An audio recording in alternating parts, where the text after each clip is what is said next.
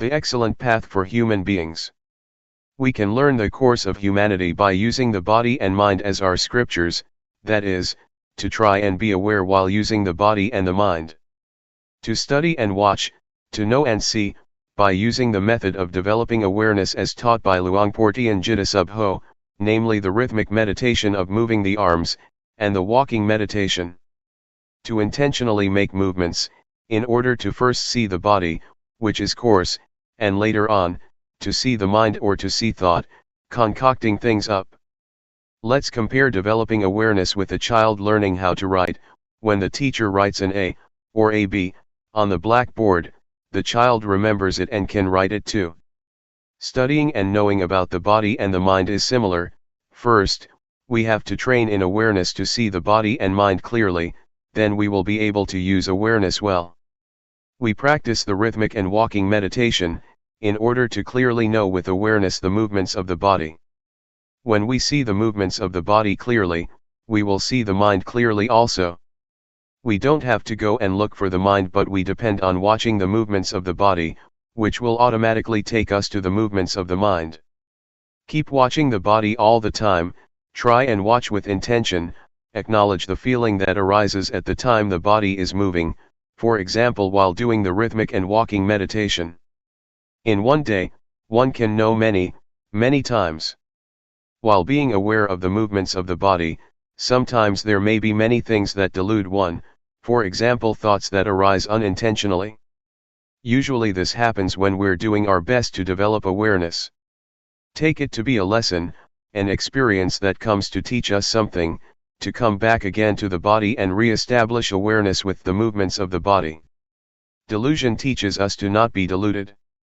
For people who are peaceful by nature, it is easy to be aware and to have sati sampajanya. The practice of meditation places much importance on awareness, and always feeling oneself, realizing one's actions, because sati sampajanya is able to change what is bad into good, and what is wrong into right. One who is aware tends to do what is good, because awareness is the source of sila, samadhi, and panya. So, we find a method to study and understand our minds by watching both the body and the mind. When we are skilled at watching the body and mind with awareness, and we clearly understand the body and the mind, we will know what merit and evil is, and what religion means. We will come into contact with virtue, firmness of mind and wisdom. We don't just think about it, we experience it. This is a law of nature. Therefore, make effort to always watch and see the body, knowing and seeing it through the mind contacting it. It is just like a teacher writing something on the blackboard for the students to see. First we have to make an effort to watch. Determine to watch until you won't forget. Before, the A and the B were on the blackboard, but now, we contact the A and the B in our minds because we've paid attention. Watching the body and mind with sati compares with a computer that records information. When we put information in our minds by regularly training in watching and seeing, we evolve. This makes us see the body and mind as it really is. Understanding and knowledge about our bodies and minds will arise until the course of humanity is finished. This is called realization. Realization compares to stepping out of the darkness. We see our own minds and we don't get caught up in various manifestations. We see physical and mental things for what they are. We see the nature of both the body and the mind, and we see what kind of physical and mental manifestations there are, for example, heat, cold, like and dislike. If we don't see clearly, we yield to nama and rupa and their conditions, and we are under the power of proliferating thoughts. But when we are fully aware, we escape from that power. It is like solving a mathematical problem. One is able to do it when there is nothing hindering the mind. So, to come to understand the body and the mind is like finishing the basic course completely. Before, we used to be caught up with the conditions of mind. For example, being the one who is hot, when feeling hot, being the one who is cold, when feeling cold, being the one who is hungry, when feeling hungry, or being the one who endures pain, when feeling pain. We were the one who is caught up with all those manifestations. This is called to yield to conditions, letting them be the boss. When awareness arises, those things cannot be the boss any longer because we see that they are just conditions of the body and mind. Anger, for example, is a condition, it is not permanent and it doesn't have any essence. To see like this, is therefore comparable to the arising of a magic eye, that receives and knows the expressions of the body and the mind. The magic eye means, to be fully aware and to see that Rupa Dhamma, and Nama Dhamma, are subject to the three characteristics, of impermanence, valuelessness, and non-selfhood. Then, we're able to let go of body and mind. This is similar to not having a whole lot of rubbish scattered all over the place, as we did before. Whatever happens to the body and the mind, we throw all those conditions of body and mind into the three characteristics of anajjung, dukkang, and anatta. Before, we had lots of garbage which was a hassle, there were stains of suffering, stains of anger, of desire, of delusion, of love, of hatred, of heat, and cold. But now, we don't have all that rubbish anymore. It is merit to see impermanence or to see the three characteristics. Merit here, refers to seeing the conditions of body and mind, and to be able to use the body and mind in one's life, in the right way. Evil is to not know the conditions of body and mind, it is compared to darkness. Such a person is considered to be uncultivated, both the body and mind are undeveloped because one allows proliferation to be in charge. This makes one hold on to anger, lust, and delusion. Sometimes one lets anger be there for several days. When we clearly see and realize the body and the mind like this, we are no longer uncultivated, we are high-class people. Religions deal exclusively with people, they are teachings about the body and the mind. We all have a body and a mind. Both merit and evil can be found within us, in our actions. When we practice up to this point, Rupa and Nama, or the body and the mind, treat each other in the right way. Before, the body and the mind were oppressing each other all the time, for example when hot or cold feelings would arise in the body, the mind would suffer, or when anger would arise in the mind, the body would be uncomfortable. They would oppress each other all the time. But now, we see the body and the mind relating to each other in the right way, because awareness is there to watch them. When we know this much, we have a foundation in practice and we make continuous progress. It is similar to passing elementary school with good marks, and thus having the opportunity to study in high school. Having a foundation means that we're fluent in watching proliferation arising, this makes us see the concoction that's going on. When the state of seeing arises, we don't get carried away with the proliferation that arises. This seeing is an important principle because it is able to smelt and digest all of the defilements. This compares to studying well and being able to read and understand the meaning. From the state of continuously watching, we come to see convention and suffering. The state of watching gives rise to fluency, it is like having a good tool, it makes us proceed on the road of life all the time, and we don't get to a blind alley. Not seeing suffering, or the suffering connected with the body and the mind makes us grasp onto it, all of which is a burden. When we see clearly, some types of suffering drop off immediately because we see the world as being full of convention, some of it are material things, others are mental. Even language is convention, the world is full of it. It is called the conventional norm. In the past, I learned many superstitious chants, I used to sit and recite them at night. I had verses for making holy water, for going into the forest, for dressing, for eating, for leaving the house and for catching cows and buffaloes, for all of it. It was over the top. The happiness I got from it was little, if any. It is like a trader in kapok or fiber, he or she gets little money. In terms of merit, it is little merit and it is not lasting. But now, I'm no longer a trader in kapok or fiber, now I'm a trader in diamonds and I get loads of money. Seeing convention makes one able to completely give up on those verses. For example, the chants about the 108 virtuous qualities of the Buddha, belief in various ceremonies, invulnerability verses, which one has to recite until one feels that one becomes big and one's skin becomes tough. These things I have completely discarded. Instead, lightness of body and mind arose. I realized what convention is. Whatever somebody does, I understand it. Whoever does right or wrong, I know. When I fell into the well of knowledge, I saw all things in the world as being full of objective matter, ultimate meaning, and changing conditions. I saw that all things have causes and are conditioned. For example, I saw that sometimes an object can be supposed as good, as bad, as likable, or as not likable. Ordinary people assume words like love, hate, like, dislike, beautiful, ugly. They take this person to be good and that person to be not good. This is all quite ordinary, but it makes one not free in seeing. This is called knowing convention, the norm, and ultimate meaning. On knowing these things, the mind is set free because the state of seeing clearly has arisen.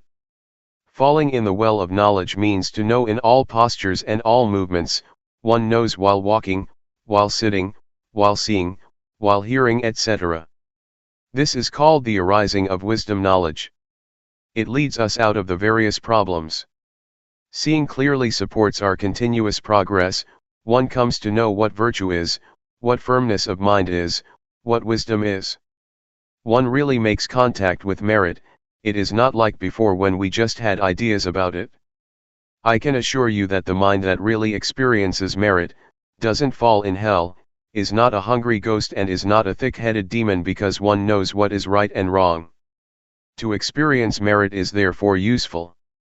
To come into contact with evil teaches one to let go of it. It is similar to having stepped on a thorn. When we see thorns, we don't step on them as before.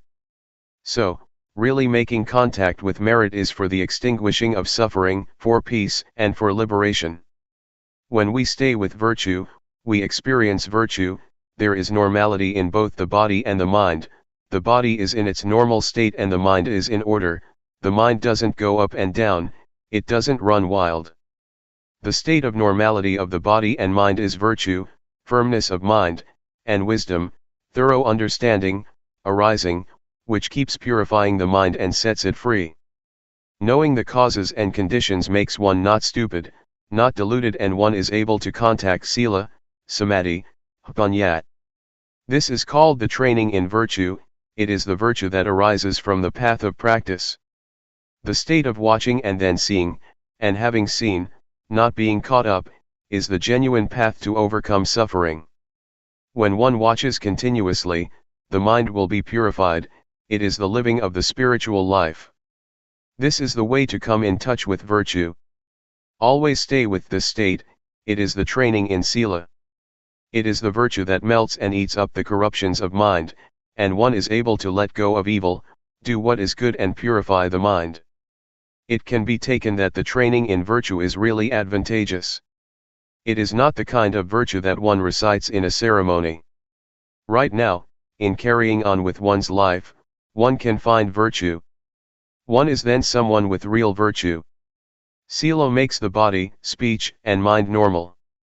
At this stage, we have really become a human being, and really closed the door to hell and the evil destinations, because we know the path, we know virtue, firmness of mind and wisdom through experience. It is not knowing through memory, thinking or figuring things out. Rather, we meet and see, we experience sila, samadhi and panya, we experience the noble path and the spiritual life, brahmacharya, which is purity. Before, it was as if there was more than one person inside. One person was the watcher, one person was the thinker, and the one who made movements was still another person. But now, in the state of watching, all three come together as one. The state of watching arises when developing awareness with the movements of the rhythmic and walking meditation. It makes it easy to know and see the movements of the body and the mind, the concocting thoughts. In the past, proliferation would control us completely, and that would give rise to sleepiness, restlessness, doubts, etc. But with awareness, we are able to conquer proliferation, and those mind states no longer exist anymore. This compares to traveling on a highway. When we pass this town and that village, where do we get to and what is it like beyond there? Well, Nobody has to tell us, we know, see, and experience that for ourselves, naturally. Next, one comes to know, see, and experience what angels are. Angels are people who are ashamed of doing anything that is evil. They don't dare to think evil thoughts, speak evil words or do evil things. Before, I used to understand that angels were up in the clouds. I thought that there was a heaven up there. It's all right to believe that, but those angels cannot help us. The kind of angels that arise within us refer to having a sense of shame of wrongdoing. One doesn't dare to think, speak, or act in evil ways. One doesn't even dare to think. This is what angels are. Angels are within us, so we don't have to bow to them, we don't have to pray to them. I had never thought like this or known like this, and so I would like people to study and come to know it, to practice with it. One day, as I was doing walking meditation, I thought to myself, this person probably doesn't know, that person probably doesn't know. I thought about my parents, my relatives. I wanted them to do walking meditation, I wanted them to sit down and build up awareness. I thought with loving kindness and compassion, I wanted to help them. Walking on the excellent path makes us go beyond being a man or a woman, being a hungry ghost, a demon, or a devil. One becomes a human being, one who has a superior mind. Someone with virtue, who lives one's life according to the noble path. One abandons what is evil and does what is wholesome. One's mind is like that of the gods. One knows merit and evil, and one genuinely understands Buddhism. This is what the excellent path leads us to see and understand. Religion exists in people's very hearts if those people refrain from evil, perform only good actions and their virtue is pure. But if one still thinks in evil ways, it can be taken that one hasn't reached Buddhism, even when one recites the words Buddhang, Dhammang, Sanghang, Saranang Gacchami, I take refuge in the Buddha, Dhamma, and Sangha. Religions teach people not to have suffering, religions teach people to do good. If one is still suffering, one is not reckoned as one who has reached the religion. One's life might become blemished, it might go downhill. When we arrive at religion, we relinquish evil and do only what is right. This compares to someone who does certain things, until he or she makes a living with it and is stable in it. He or she is able to depend on it, in order to live his or her life. This is how we experience things. The state of watching and then seeing, and when seeing, not being caught up, is the most concise action. It is like the Dhamma is really in our fist, we don't have to do a lot. Before, I was in a mess, I clung to ceremonies, clung to others and believed in rituals. I was even afraid of my own thoughts, because with thoughts come doubt, fear, love, and hate. But when full awareness arose, I wasn't like that anymore because I determined to only just watch. It was as if my life came down to just doing that much. Studying and practicing until one reaches the state of watching and seeing, and not getting caught up, is the point of completeness, the point where all things come together. It is the diamond of the Dhamma, because one is able to smelt the fetters, 10 deep-rooted and subconscious tendencies in the mind. Seeing Rupa and Nama, seeing suffering, seeing convention and seeing the mind proliferating, gradually diminishes the ego. The mind gradually turns into one of a human being, which means that there is morality as a refuge. The way to hell and the bad destinations is closed off, because one refrains from evil, only does what is good and really makes the mind pure. The door of the truth is opened, the mind is free because one can destroy the ego. One abandons the first 3 fetters, namely, personality view, doubt, and attachment to precepts and practices.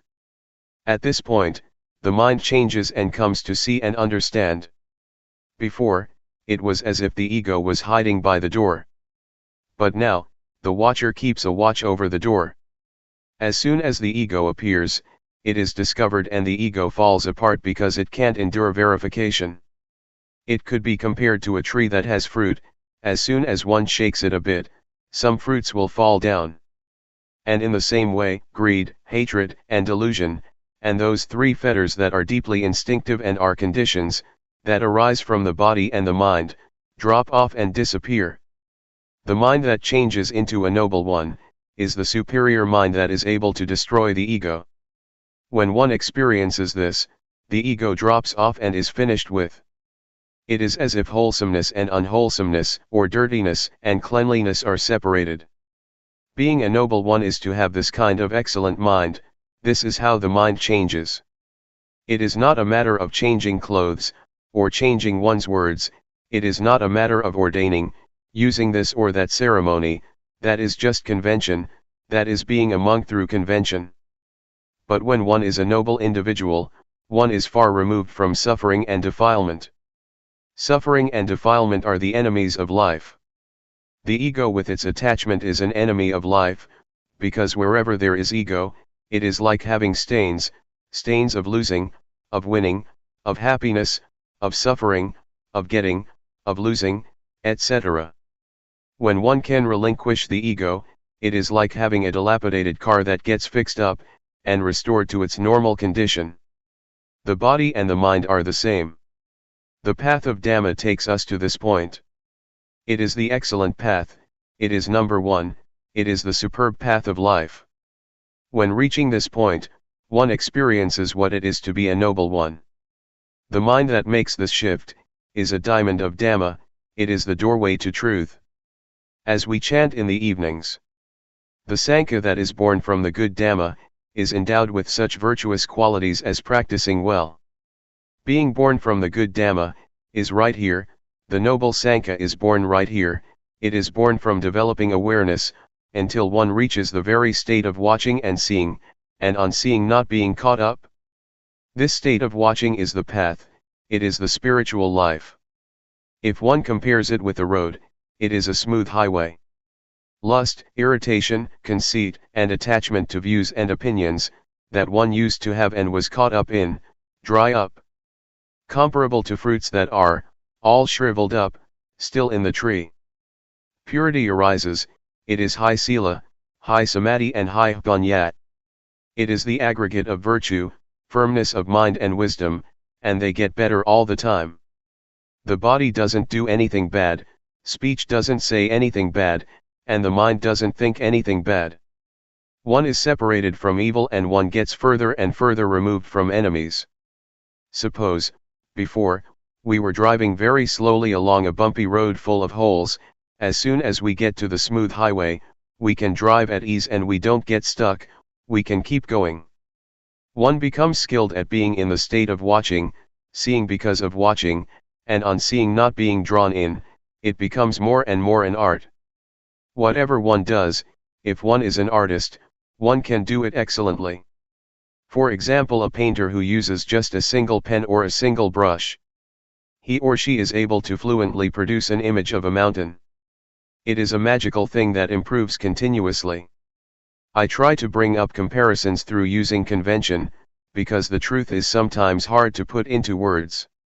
When the state arises where there is supreme virtue, firmness of mind and wisdom, the supreme spiritual life and supreme purity, one abandons the various things that used to intervene, both in the body and the mind, it changes altogether. Whatever passes, whatever one experiences, one really knows and sees it for oneself. It is like when we finish something, we know that it is finished. One reflects on the Dhamma that one knows and sees and liberated one, how did it arise? There is more and more a sense of separation and reflection, happiness and joy arise. It is comparable to being pulled along by a current, going to the sea, one doesn't have to make any effort. Or it is like a strong man, he is able to lift up weights immediately. It is the same with the paths and fruits of practice, from the first stage of enlightenment upwards. It is smooth and refined. This can destroy the ego, and the defilements starve. At this stage, no perception arises and there is no, deluded, identification, it feels like it's hard to think and get carried away. To go back and think in ways that make one be something or other, makes one's hair stand on end. Anyway, neither the mind nor the body would be caught up in it. The corruptions of mind shrink back. One can no longer think like that. Old perceptions have disappeared. It is as if one is born anew. Having arrived at this point, it seems as if the ego is gone. There is nobody left. The self has been burned up by knowledge. It is like shriveling up. It is the ending of all perception. The mind is free. It is as if a state arises that is parted, and disconnected. It looks vague and indistinct. The 5 aggregates that one used to cling to, that were the germ, now don't get anything to eat, and so they starved, and a separation takes place. Before, form, feeling, perception, volition and consciousness would work together, but they would each have their own function. Now, they dried up, everything shriveled up, as if they had become loose and come apart. Sometimes I would still be deluded enough to connect them, but they wouldn't hold together. Even when connected, there were only just processes. All speech and all thoughts were purely just processes only. It was the end of proliferation in life, the finish of craving and attachment. When reaching this state, one knows that the paths, the fruits of practice and nibbana, really do exist.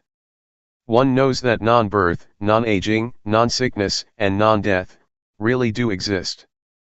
Luangpor Teean knew this matter, right at this point. The Buddha, the Dhamma, the Noble Sangha, the paths, the fruits, and nibbana, really exist. We are really able to be liberated in this lifetime. Teaching people to know this matter, can be taken to be the greatest thing in the life of human beings. It is better to teach people to reach this final goal than to teach generosity, because this leads to the end of suffering, the end of being. This is the most excellent thing. If this state arises, then help to support this teaching. If there is nobody to talk about it, there won't be anybody to listen to it, and the Dhamma will completely disappear. I consider talking about the truth to be my profession. When one takes the truth as one's profession, one has to talk. If nobody shows people how to practice, it will be the end of the truth. If you are interested to study and practice, I will arrange food and a convenient enough place, a hut or a meditation hall for you to use, so you can try out training yourself. Before, I used to live out in the country, far from civilization. When many people would come to practice, there would be a problem. Sometimes there would be a deficiency of things, which would make it inconvenient for the practitioners. But at present, I have a place, and if you're interested, I will look after things. I will be your friend as far as I can. We will share happiness and suffering. Don't suffer by yourself. I'm sure that I won't lead you along the wrong path, because I have discovered the path to some extent. When seeing suffering, one discovers suffering. When seeing something that is wrong, one overcomes what is wrong, and when one discovers the path, one can reach the final destination. No matter whether you are ordained as a monk or not, I have a place prepared for you. If you have suffering, don't do anything else. I really have found the way out. It is the number one way. Reflect on this, but you shouldn't just use reasoning. You shouldn't create conflicts or just have blind faith. Don't be averse to anything. These words are just words. Once they have been received, they might disappear, but if you're interested, try out to practice. If you read these words and immediately confidence arises, it is not right. First, practice. If, having practiced, results arise, then be confident. If, having practiced, there are no results, then find another method. Meditation is something that has to be tried out through practice. When one experiences it by oneself, one's actions will sort things out, or destine the course of one's life, by themselves. It is not a matter of figuring things out or memorizing. One must put things into practice and one must experience things for oneself. Being aware is to develop the 4 foundations of awareness. Anybody who turns up the hand or makes other movements, and is aware of it, is practicing in the right way, because awareness is the sprout of enlightenment, that is, it makes wisdom spring up. One must start up from this point of making use of movements. It really is the birthplace of the 4 foundations of awareness.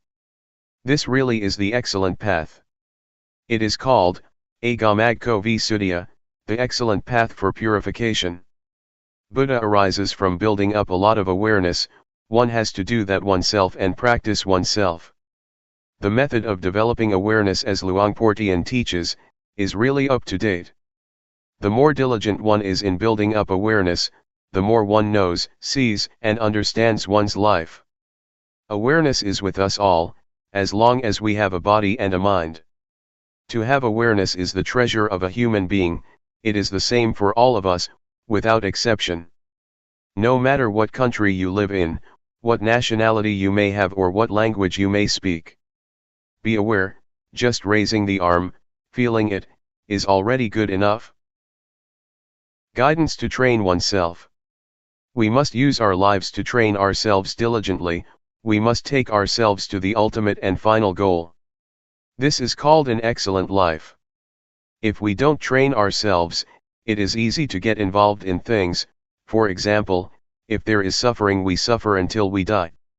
So we have to train diligently in order to overcome doubt, worry, sadness, anger, desire, delusion, etc.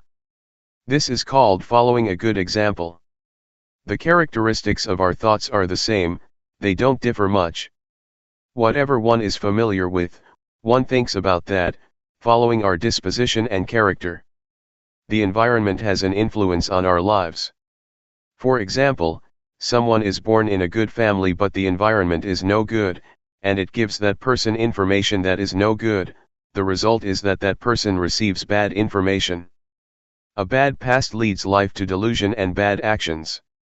This is a law of nature. There are certain states of mind that we shouldn't surrender to, such as doubt and worry, because we still have a way out. Try to reflect on the examples that good people set. The Buddha, for instance, he is the founder of a religion, the enlightened one, the one who clearly understands the world. We should study his example, so that we will understand why the Buddha, the Dhamma, the Sangha, religion, merit, heaven, and Nibbana, really do exist. If we still have doubt about this, it means that we still have suffering. We must understand these matters clearly and go beyond doubt. If one still tries to figure these things out, still doubts and worries, one still suffers. These things should be understood clearly and doubt should be done with, because there are teachers that can teach us how to know and see these things.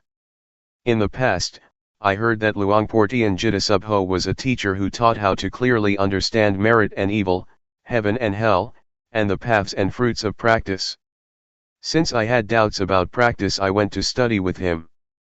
When I first set out to practice, I still held on to views and opinions, and didn't accept certain things that Luangpor taught. I would use reasoning to contradict his teachings, and consequently like and dislike would arise. These things are hindrances that prevent knowledge and understanding from arising in practice. Therefore, when a teacher gives advice, one should first study and try it out through practice. Luangpor Teean taught me to develop awareness, which I had never come across or seen before. He taught me to have sati, and to be diligent in building up lots of awareness. Awareness, as I had learned it as a child, and at the time that I was studying the Dhamma, meant to recollect. I had trained in awareness with other methods, for example the kind of meditation where one sits with eyes closed and recites a mantra, in order to make the mind peaceful. I used to do it that way. Everybody seemed to be teaching like that, to sit with the back so straight that one starts to sweat and one gets backaches. Some people are very serious and force themselves. That's the way that I used to do it. I trained in this until the mind became peaceful, and happiness arose which was pleasant. When I trained with Luangpor Teean, he taught me to be aware and not to go for peacefulness. He taught not to control thoughts but to just know indifferently, which was certainly a strange way of teaching.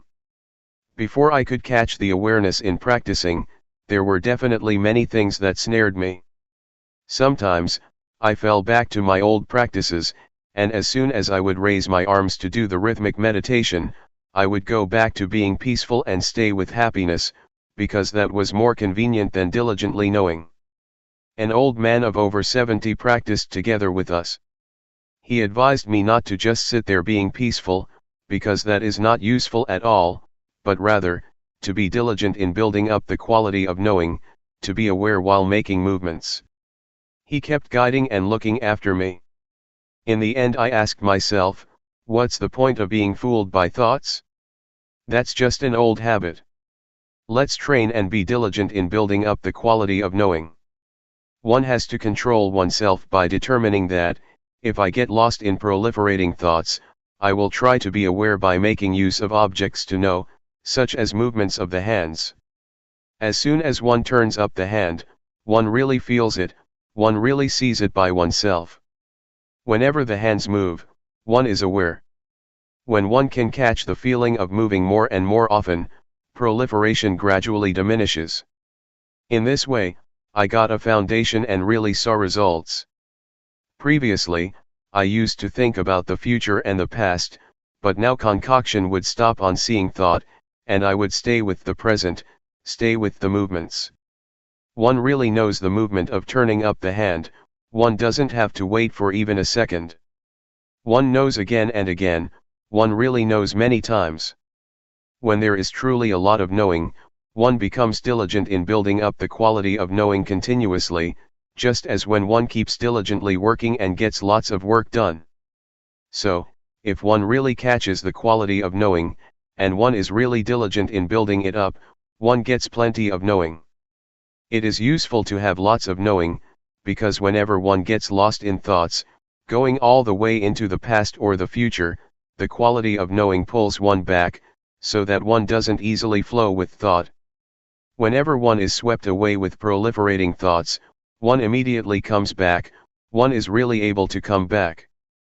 We're able to train and give rise to the quality of knowing in the various postures, for example, while doing walking meditation, or making movements with the arms. Whatever you take hold of, know it. The breathing, know it. Just have only this quality of knowing, and you will have a foundation. Before, I used to stay with the breathing. I would recite a mantra and seek peace, I would force myself to be peaceful. It is useful to practice like that because one gets peaceful and understands what peace is.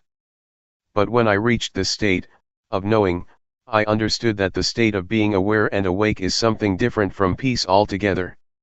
Awareness gives rise to knowing, one doesn't stay with peace. When we blink our eyes, we can know, when we swallow saliva, we can know, moving a finger, we can know, breathing, we can know.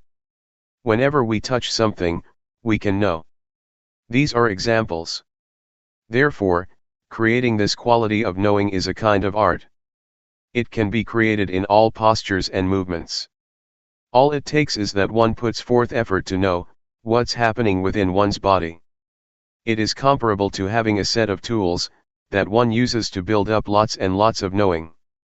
If one does it in the right way, diligence arises. There is an old saying that says that it is as easy as rolling a boulder downhill. But if one doesn't do it in the right way, it is as hard as rolling a boulder uphill. When one does it right, one gets a foundation and one becomes diligent to practice and build up awareness, without anybody having to tell one tells oneself and creates plenty of knowing.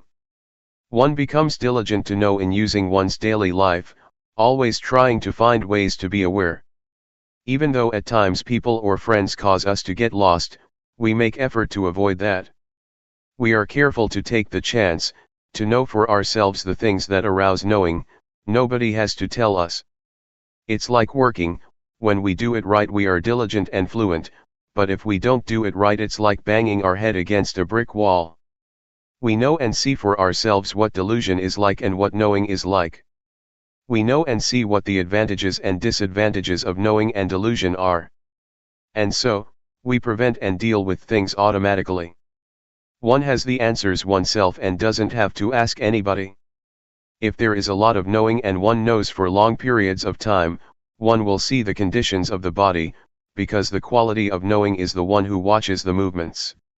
However, this doesn't mean that one will see this immediately because sometimes, as the body is moving, instead of just seeing the body, there are things that make us get lost, for example, feelings that arise due to unintentional thoughts, or various moods, either coming from the body or the mind.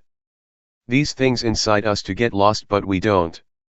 These things are there, but now we have seen that they are just feelings. People who have trained in meditation before, will just meet with coarse feelings, and the refined feelings that exist in the body and the thinking mind, they won't see. If we build up the quality of knowing until it is the boss, it will be able to distinguish delusion from knowing, even though delusion, proliferation, was in charge before. We will be able to pass through subtle feelings without having to get involved. It compares with traveling and passing through various villages.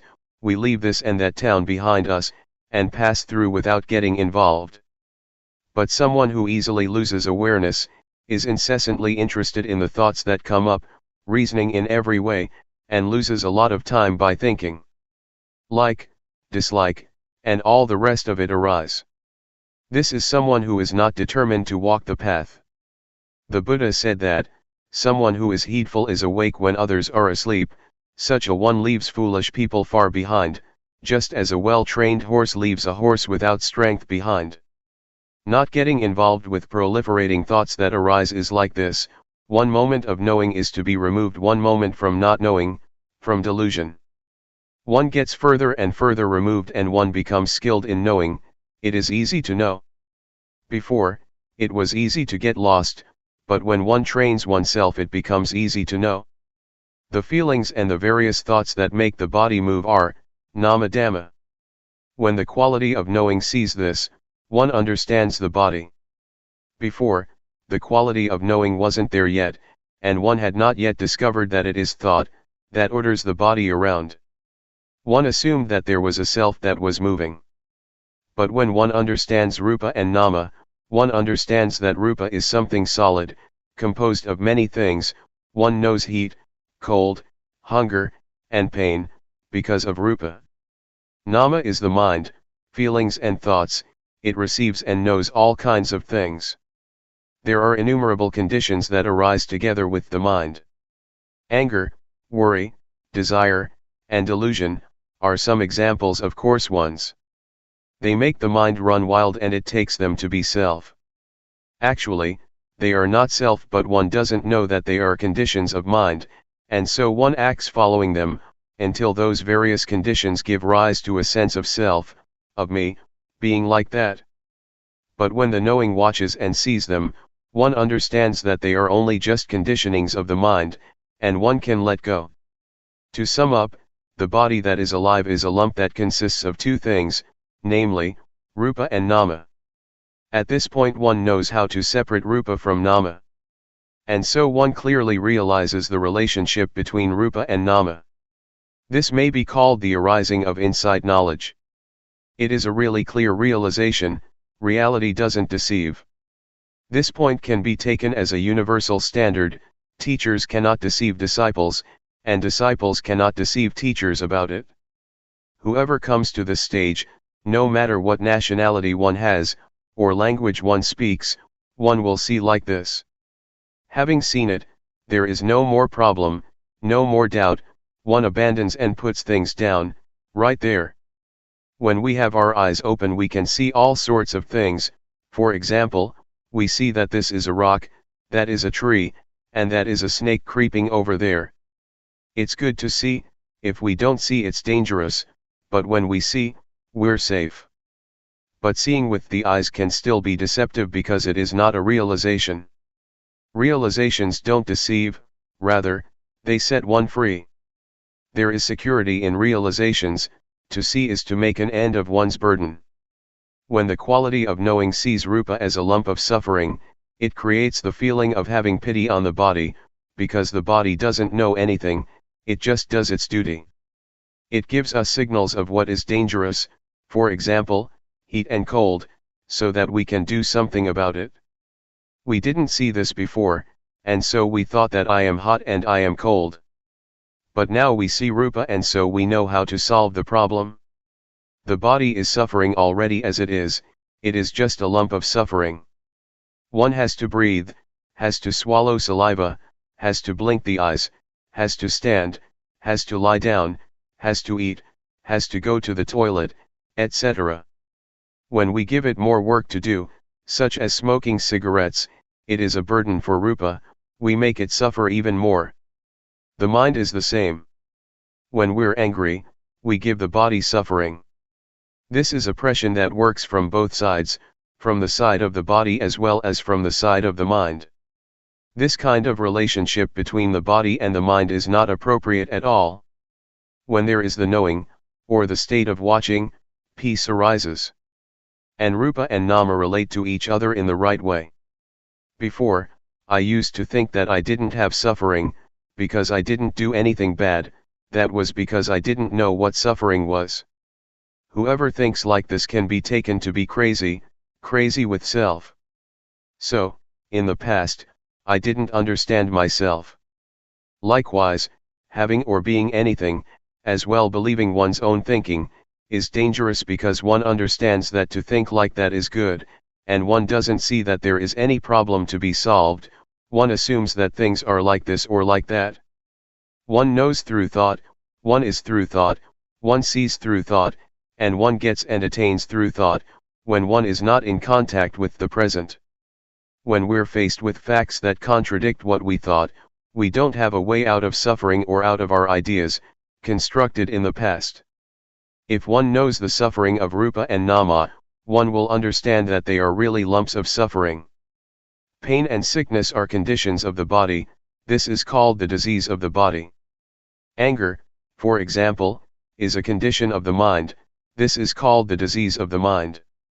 When we don't know this, we cling to all kinds of things and create suffering in the mind, such as love, hatred, anger, desire, and delusion. When we wake up from the disease of body and mind, we see the suffering of rupa and nama. It is as if this quality of knowing opens the door, and we can see through. The knowing is like an eye. Before, we had our eyes closed and didn't see, there was only just getting caught up with all sorts of conditions. But now, the quality of seeing arises because there is knowing. This is called training oneself. This is the way that I have trained myself. It is really the guideline for people. It makes one see the convention of body and mind, for instance fame, possessions, money, children, husband, wife, land, etc. The world is full of physical and mental objects that are convention, inside as well as outside. One sees this penetratingly. It is as if the power of wisdom knowledge sees that these things are conventions of rupa and nama, diseases of rupa and nama, rupa dhamma and nama dhamma. Before, we didn't see these states, and so we got caught up in all kinds of conditions. Knowing convention makes one feel light.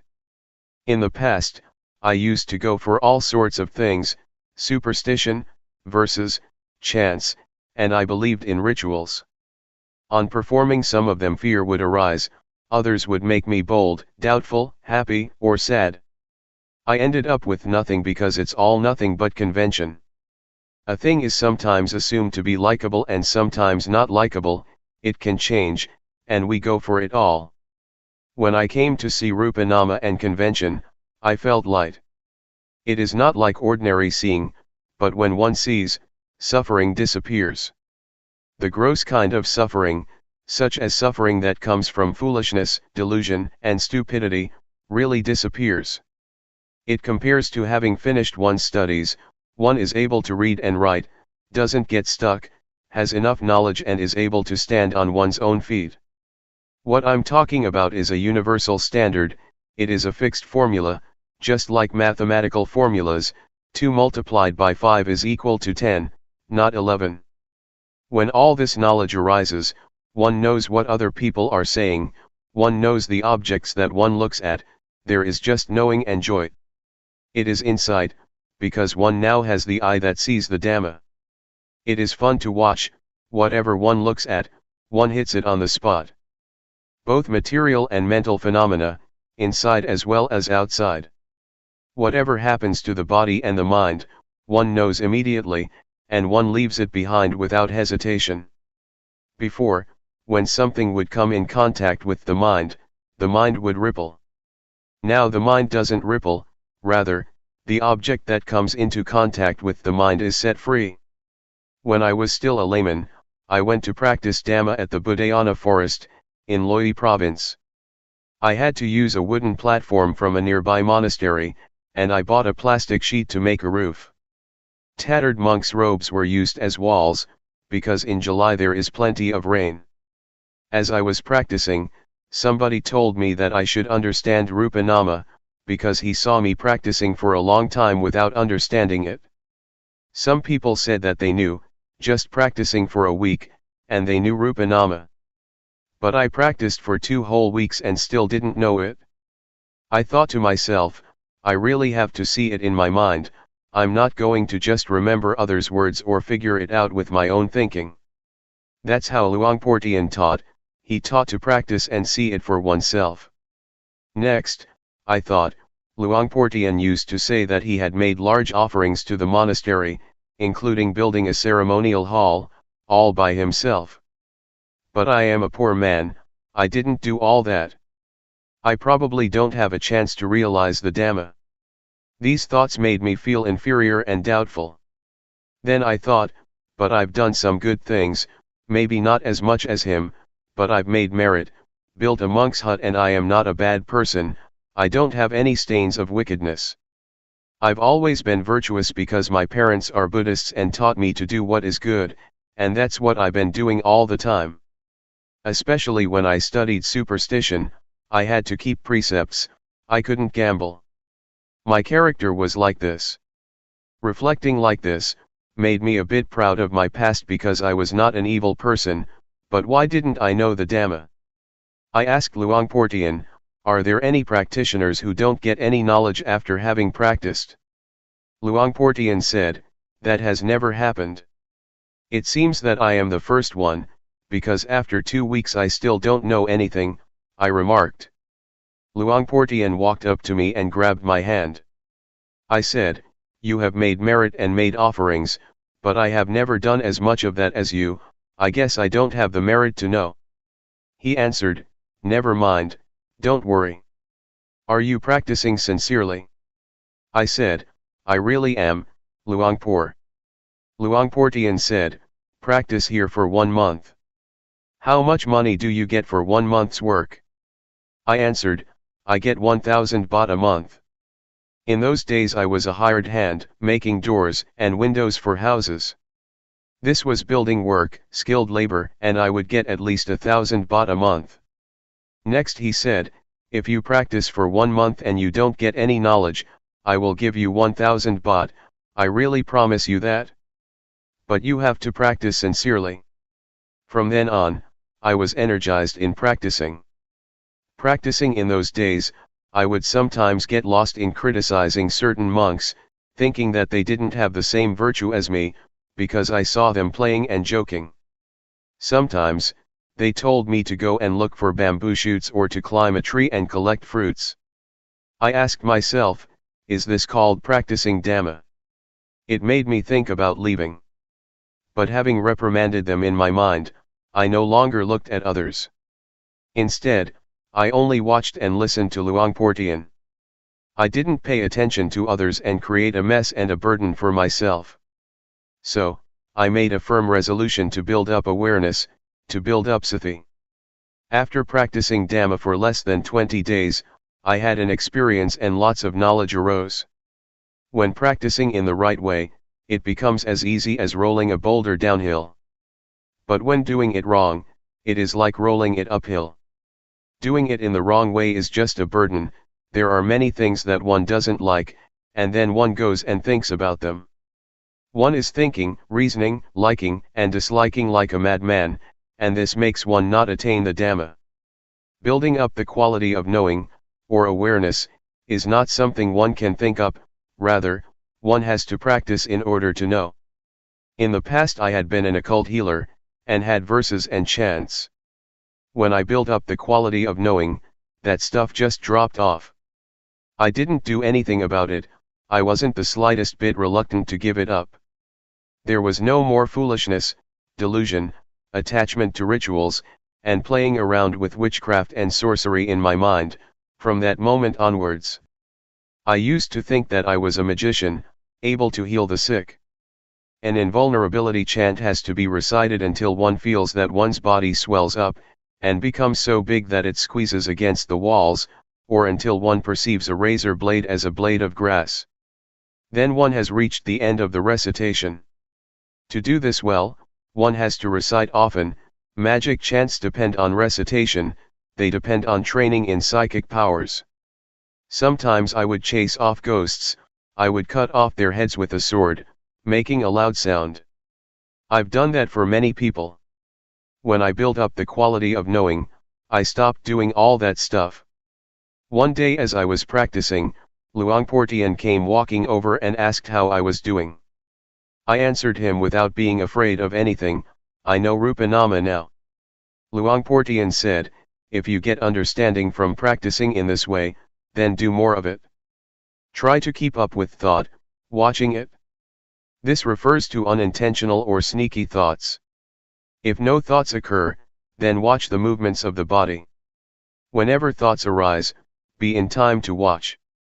Luangpor taught me to work with the mind, to watch both the body and the mind with awareness, to watch and see suffering, suffering of Rupa and of Nama, to watch and see physical and mental phenomena, and convention of Rupa and Nama.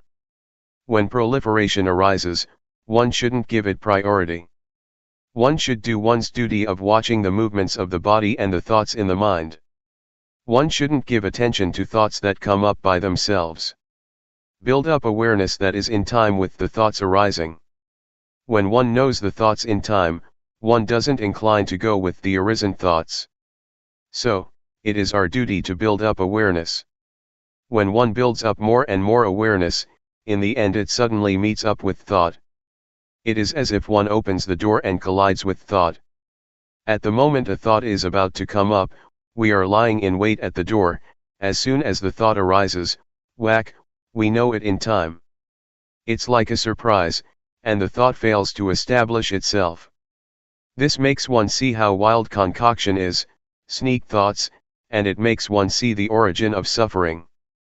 This is not like ordinary knowledge, it appears in an electrifying flash. I definitely have seen thought clearly. Before, we got carried away with thoughts, sankhara, which are the cause of suffering. We wandered here and there with thought, and we got lost in it. One is not free because of thought. To give an example, a thought arises and one becomes afraid, one starts to think about something and one proliferates defilement and craving. We didn't see this clearly before. When I came to practice with Luangpor Teean, I clearly saw how bad mental formations are. It's like a dog chasing a deer, we were able to follow and keep up with the things that deceived. It is comparable to somebody who plays tricks, they have fun in deceiving people, but as soon as we see what they're doing, and we keep up with their tricks, we then know that it is nothing at all. They really can't deceive anyone who realizes what is going on.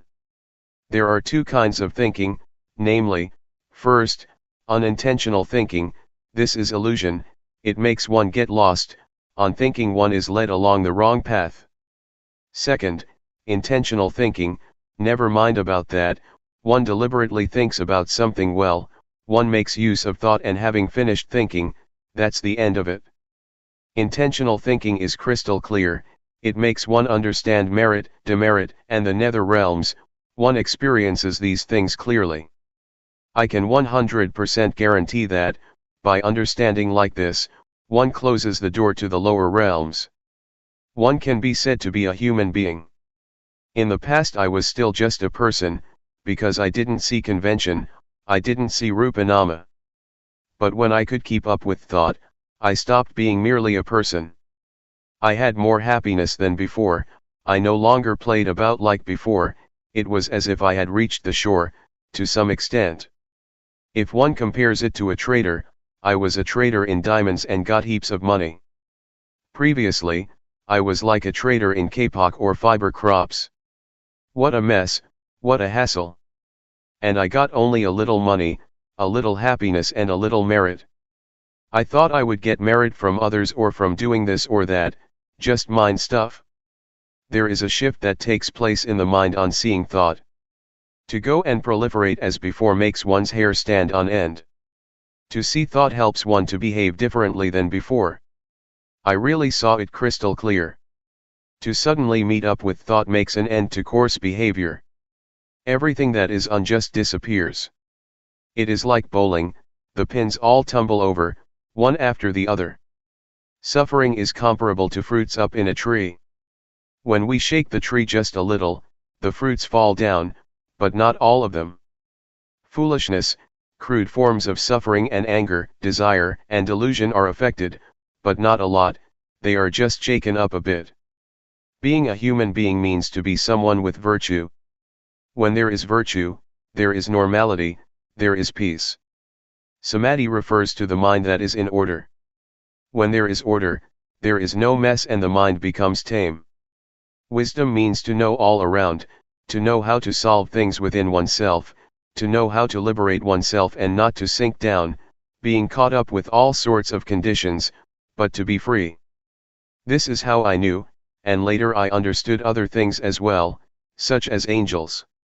To be an angel is to have a moral mind, not daring to act or think in bad ways. I understood Buddhism, and I understood the three characteristics of all conditioned phenomena, namely, that they are impermanent, without intrinsic value and not self. Seeing Rupa-nama, seeing the conditions of body and mind, and seeing all things as they really are, is like having a magic eye. One sees that all things are impermanent, it is like seeing the place to dispose of the conditions of body and mind, one used to cling to.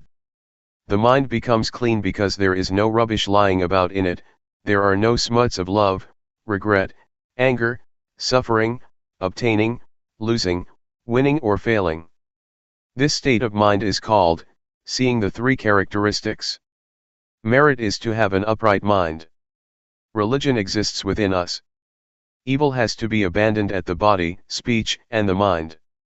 If one still thinks, talks and does bad things, to take refuge in the Buddha, Dhamma, and Sangha by reciting a formula, is useless. I didn't know this before, I thought that thinking was something refined, that whatever one thinks, nobody sees it. But in seeing it I know that unintentional thoughts are gross, they are dirty, and because of that I don't dare to think. When one doesn't dare think, how is one going to talk and act? So whatever is bad, I don't dare do it, not even to think it. This is called being an angel because one is established in the morality of angels. The kind of angels that one can really meet and see are the angels that arise in the mind, that is, one is afraid of evil, one doesn't dare to perform what is bad. As for the conventional angels, they refer to kings and important people, who have happiness and ease, without much suffering. On reviewing the previous stages, from seeing Rupa-nama onwards, it appears as if Rupa and Nama encourage us, they don't leave us. The three characteristics don't leave us. They are like a stack of provisions, or reserve players at a sports event. In other words, they are a big army. Seeing the stages all the way through gives us encouragement. One knows, sees, and understands the three characteristics, and it is as if they keep following one continuously. To be an arahant, refers to the mind that is utterly pure. When one enters the stream, that leads to nibbana, the angels come to praise one. It is only human beings that are able to reach the path, fruits of practice and nibbana. Therefore, human beings are considered to be the uppermost beings. It says in the scriptures that being born as a human being is a great gain. In the state of being human, the mind really rises higher. It is not just a matter of having 2 arms, 2 legs, and a head on top of the shoulders. That is still not a sure thing. It might be a spook, a giant or a hungry ghost. But practicing up to this stage, one really is a human being. When one walks to the plane at the airport, there are certain conveniences. On walking to the door just opens up for us, no need to open it yourself. Going up, there is a conveyor that takes one's suitcases, one doesn't need to carry them oneself. A Brahma god doesn't have 4 faces, as some will have it, rather, This refers to the qualities of loving kindness, compassion, sympathetic joy, and equanimity. When I understood like this, it made me think of those who don't know yet. I wanted people to know and see. I thought of this and that person. I thought of my father has died. I thought of my mother. All right. I'm going to teach my mother. I'm going to teach my brothers and sisters. What I've been saying may not be all of it, but if one really studies and practices, one will know many things and doubt will come to an end. It will make one see right and wrong. This is called realization. One will shift from being a person to being a human being with morality.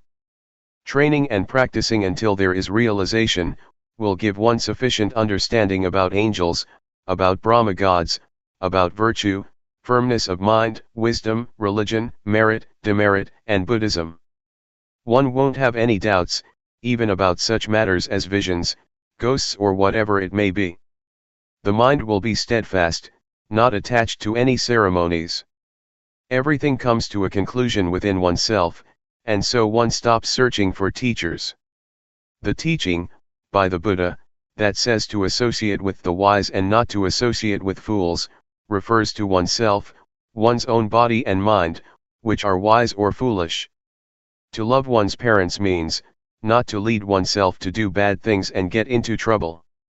Respecting teachers isn't just a matter of bowing to them, rather, one should revere their goodness.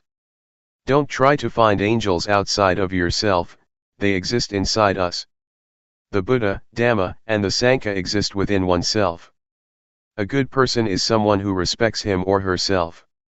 When one pays respects to a Buddha image, one doesn't bow to the cement, bricks, or stone, that is just convention. Know that to be externally reverential, one should have a noble one inside. That is to say, a moral mind, a supreme mind. There is an old saying, the malicious mind is a ghost, the righteous mind is a noble one. At one time, about 40 or 50 people came to practice with Luangpor Teean, lay people as well as monks. Some people had all sorts of reactions, some people cried. I've never had those kinds of problems. Even when some visions did arise, I'd see and understand it. It is like having eyes, one looks and one sees according to reality. For example, one sees mosquitoes swarming around, one sees a snake coming, one sees thorns, one sees an overgrown path in the forest, or one sees a cleared path. One sees similarly in the mind, one knows what to do, and so there is no more doubt anymore. No more doubt about the teaching of the Buddha and the Noble Ones, about what convention and ultimate reality is, about visions, about what tranquility meditation and insight meditation is. One has experienced it plainly and there is no wavering. One doesn't go and search anywhere else anymore, one has enough knowledge. Abandoning evil, and doing what is good, is really to be done right here. At our very body and mind. One sees the mind that stealthily thinks. It is full awareness that tells us so, it sums things up for us, that is sufficient knowledge and understanding. Once, I did some teaching together with somebody who taught a different style of meditation. That teacher taught to create an image in the mind. But the group of practitioners who had developed awareness, was aware and didn't think up a mental image, they didn't get attached to a sign. They weren't stuck on all kinds of ceremonies, such as the ceremony to cut off kama, by using cloth, incense, and other things. These types of rituals are finished with, they stopped doing them. They have stopped looking for teachers that teach one to know anything other than awareness, because the real thing is right here. One identifies with the qualities that one puts in one's mind. If you care for your children and love your husband or wife, then don't create suffering for yourself and don't be a bad person. If you are a bad person, you suffer. Your parents are worried, they have problems because of us. Loving one's children and wife is not just a matter of thought, rather, one should behave in a good way, don't be someone who makes trouble. All this depends on oneself, religion is within oneself. When we are good people, how could we do bad things and end up in prison? That there are such things as the law, prisons, police, the army, and weapons, is because there are bad people. If there were no bad people, why would we have to have those things? Why would there be soldiers and policemen? Why would there be prisons? If we behave well, we don't oppress ourselves, and how can we trouble others? May you really see and realize this. Some people with whom I used to practice together with, I don't know what they understood. They practiced as if they knew the Dhamma, but their actions, speech, and demeanor looked off. It compares to going to elementary school and not getting good marks, not being able to read.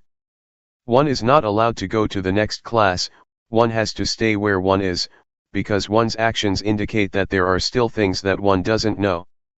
This is called, not getting good marks, one doesn't find the way and so can't proceed. If one really finds the way, one doesn't back up. Just seeing the three characteristics, is enough to pass the grade. One doesn't get involved in conventional forms, one is able to liberate oneself in a good way. It makes one incline and flow in the direction of being without suffering. One practices continuously. It seemed as if practice was shortened, it was not as difficult as before. Before, it was as if the body moving was one thing, and the mind thinking, another thing. It seemed that the one who saw thought would pull things back and solve the problem. But now, I don't have to solve any problem, only just watching, and everything comes to an end. The state of watching means to watch whenever something arises, just watching and one passes onwards, continuously. So, I came to understand, I came to see that this is the path to overcome suffering, this is the living of the spiritual life. The state of watching is not stained by anything at all, because one doesn't get caught up, one just watches. And so, one is not involved, one is able to pass onwards all the time through seeing in a pure way. The state of neutrality means that one is not caught up in happiness or suffering. There is just watching, one sees happiness, one sees suffering, one sees knowing, one sees not knowing, one sees peacefulness, whatever happens, one sees all of it. One sees inside and outside oneself, not getting caught up. Even when people abuse, blame, or praise us, we just watch what happens. Whether it's cold, hot, or one is hungry, there is only just watching. This state of watching makes one extremely nimble, it makes one pass onwards. Having reached this point, one has a very high degree of agility.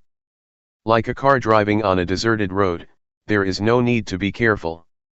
But when one gets to a road that is not deserted, a road where there are people, one is able to immediately use awareness and wisdom, one doesn't run away from society. Compare it to driving your car in the city, one knows which one the highway is, and which are the minor roads, one knows the red lights and the green lights, one knows the crossroads and one knows what's happening on the right and on the left. This makes for safety, this state of watching doesn't get stuck and no accidents occur.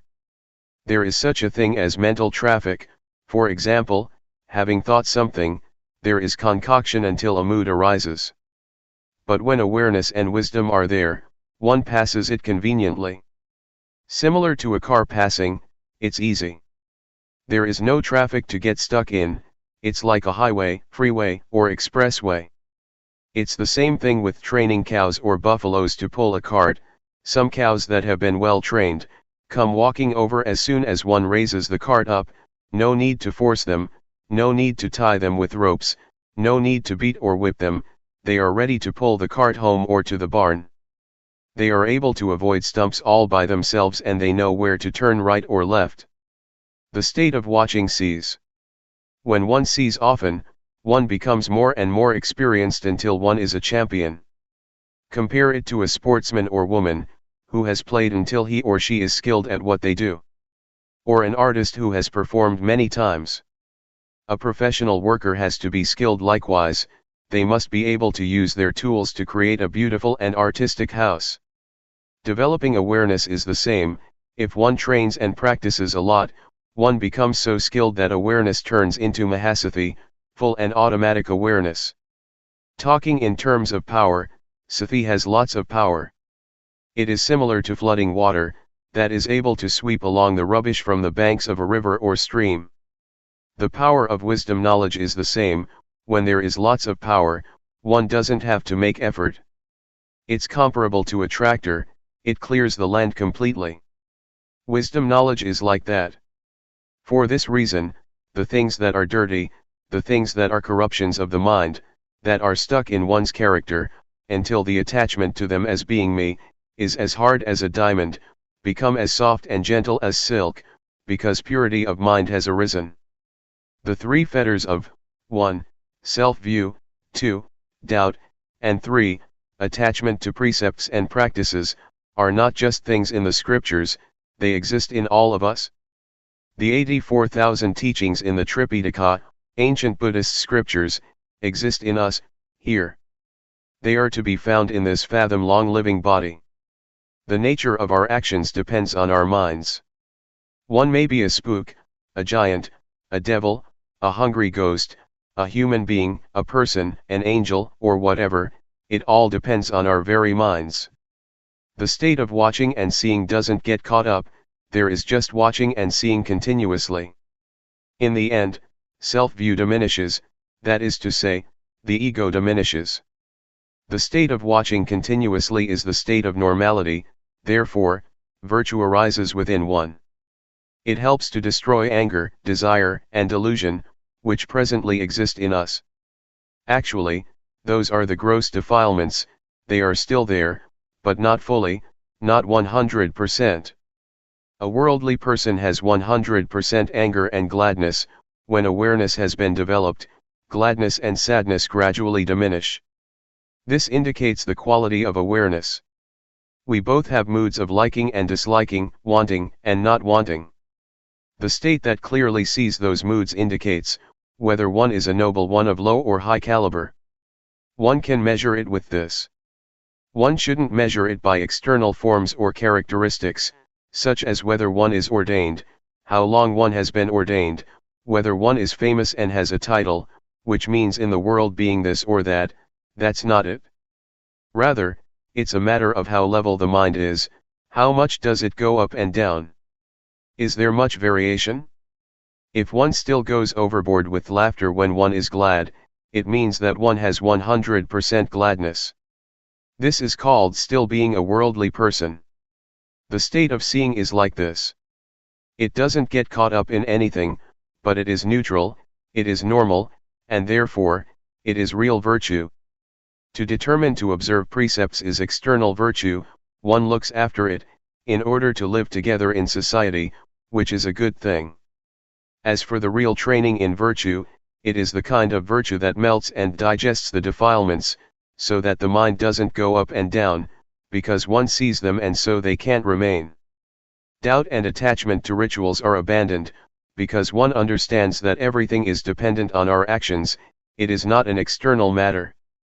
This state of watching, seeing, and not being caught up, is a formula, it is a guide in living one's life. It gives us this guidance, one doesn't have to recite or remember anything. The quality of buddho doesn't arise from reciting the word. Buddho means to know, to be awake and to have a joyful mind. In whoever the state of knowing, being awake and joy arises, that person has buddho in his or her mind. And it will protect and look after us, so that we don't fall into harmful states of mind. Just as the saying goes, the Dhamma will inevitably take care that a practitioner does not to fall into bad states. The Dhamma yields results, if one really knows and sees the way that should be known and seen. The more one studies, the more one sees clearly. Confidence will arise as well as deep devotion to the Buddha, the Dhamma, and the Noble Sangha. The state of realization and clear knowing is Vipassana, insight. So, insight is not about seeing colors and lights, heaven and hell, externally. Heaven and hell exist in our very minds. One shouldn't pray to angels, to come and help one in this and that way, that is appropriate for someone without a refuge, who hopes to find an external refuge in an illusory way. Being an angel means that one's mind has a sense of shame of wrongdoing. If everybody were to have this quality, there would be no need for prisons in our country, because everyone would protect themselves and no one would create suffering for others. So, seeing clearly in this way makes one abandon self-view, doubt and attachment to rites and rituals. It means that one turns around and solves problems within oneself. This state of watching makes one pay respects to the qualities of the Buddha, rather than to a golden image. It makes one pay respects to the characteristics of the Dhamma, rather than to books, and it makes one pay respects to the virtuous qualities of the noble Sangha, rather than to robes and a shaven head. The meaning of the word pra, monk, is an excellent person, someone with a good heart, that is to say he or she doesn't get angry, doesn't desire and doesn't get deluded. The kind of thoughts that say, he insulted me, I won't give in, don't exist in someone like that. There is just letting go, and understanding arises, clear seeing, until there is no anger.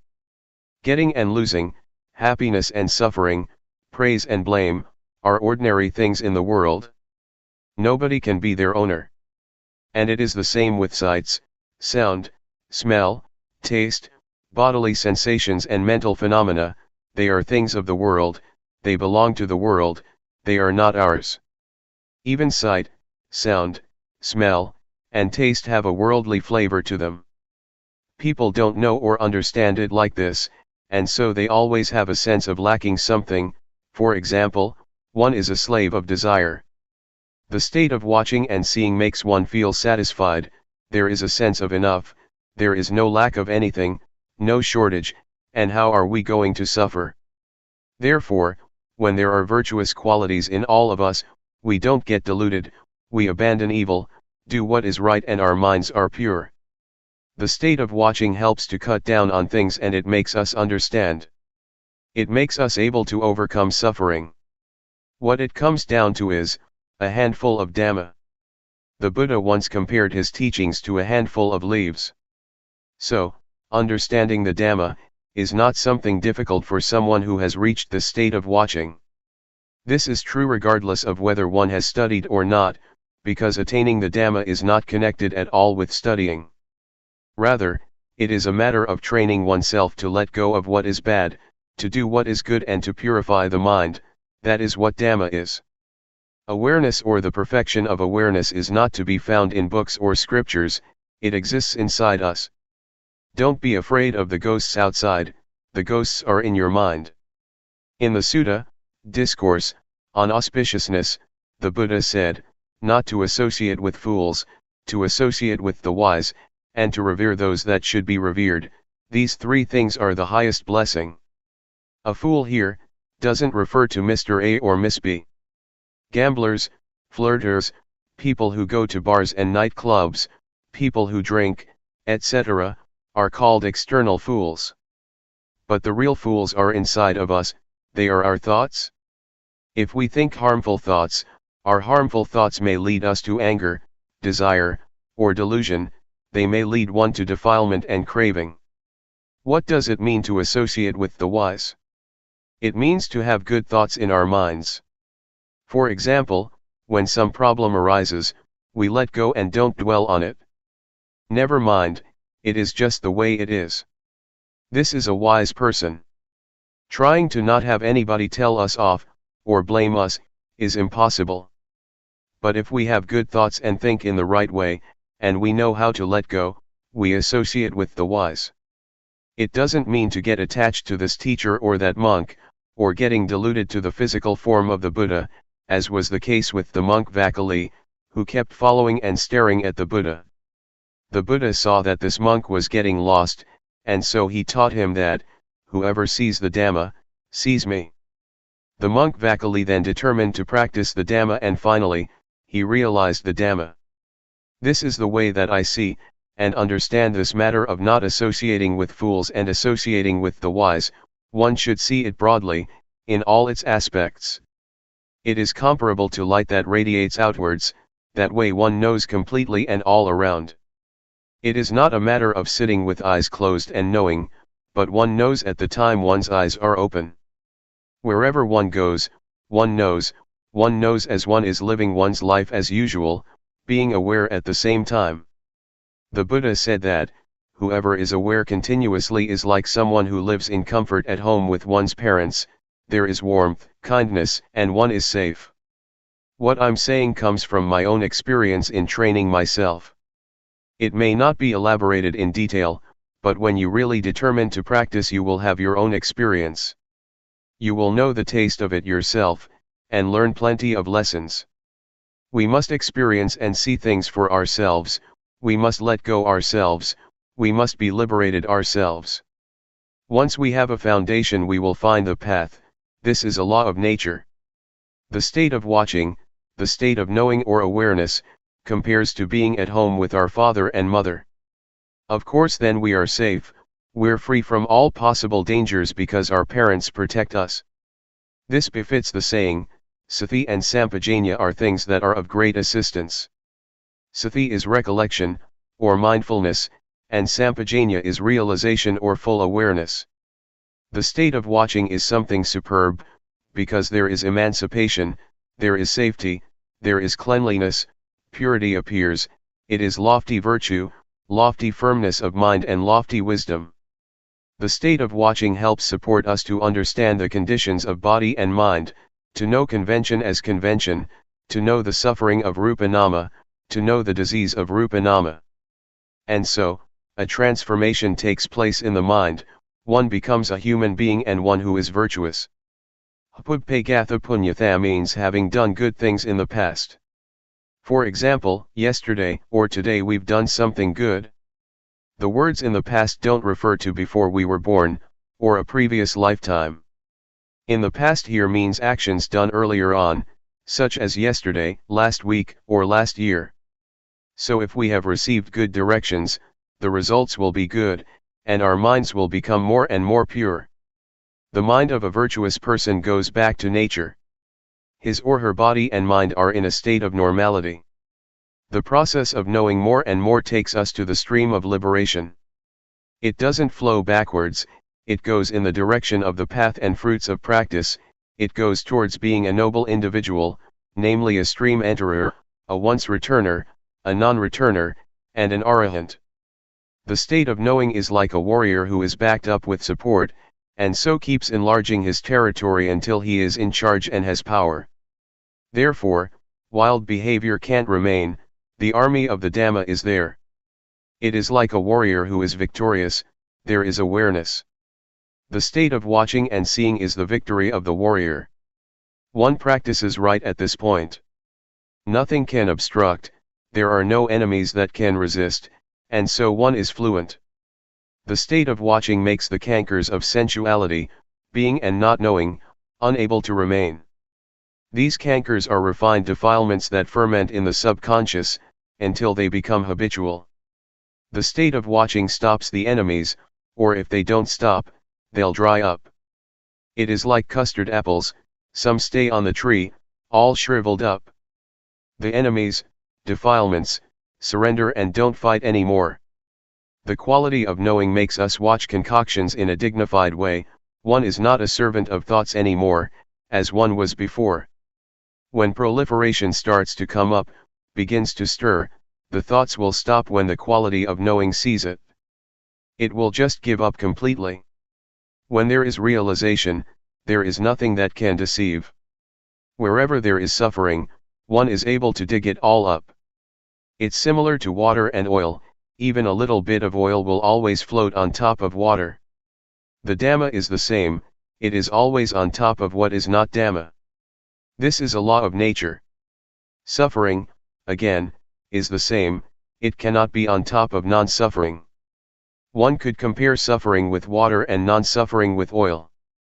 I'm just comparing all the time, but when you really practice you will see clearly and have realization for yourself. There won't be any suffering and you won't think about suffering, because you regard it as unclean. Just like someone who has clean clothes on, how can they let dirty things soil it? In case something soiled it, they would brush it off immediately. It is as if in the past we were dirty. That's why we let anger and suffering stay with us for days on end, we had never met the intrinsic purity and cleanness of the mind. But when we discover the cleanness and purity of the mind, we no longer allow dirty things to be there. The suffering of clinging to the ego is a refined kind of dirtiness. Originally we didn't know that, but as soon as we really know that this is dirty, we pass through and overcome it.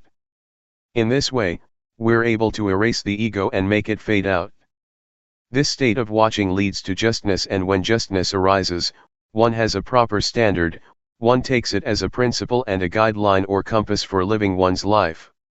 The state of watching and seeing makes us cross over the cankers of sensuality, being and ignorance, or whatever states are the cause for wanting to be and have. The mind is liberated continuously. In the scriptures it is mentioned that a stream enterer and once returner, first and second stages of enlightenment, are people who still get reborn, that is to say, after death they are reborn in order to strive to be an arahant, fully enlightened one, in the future. But I understand the word rebirth to mean thought, interest, or whatever causes interest.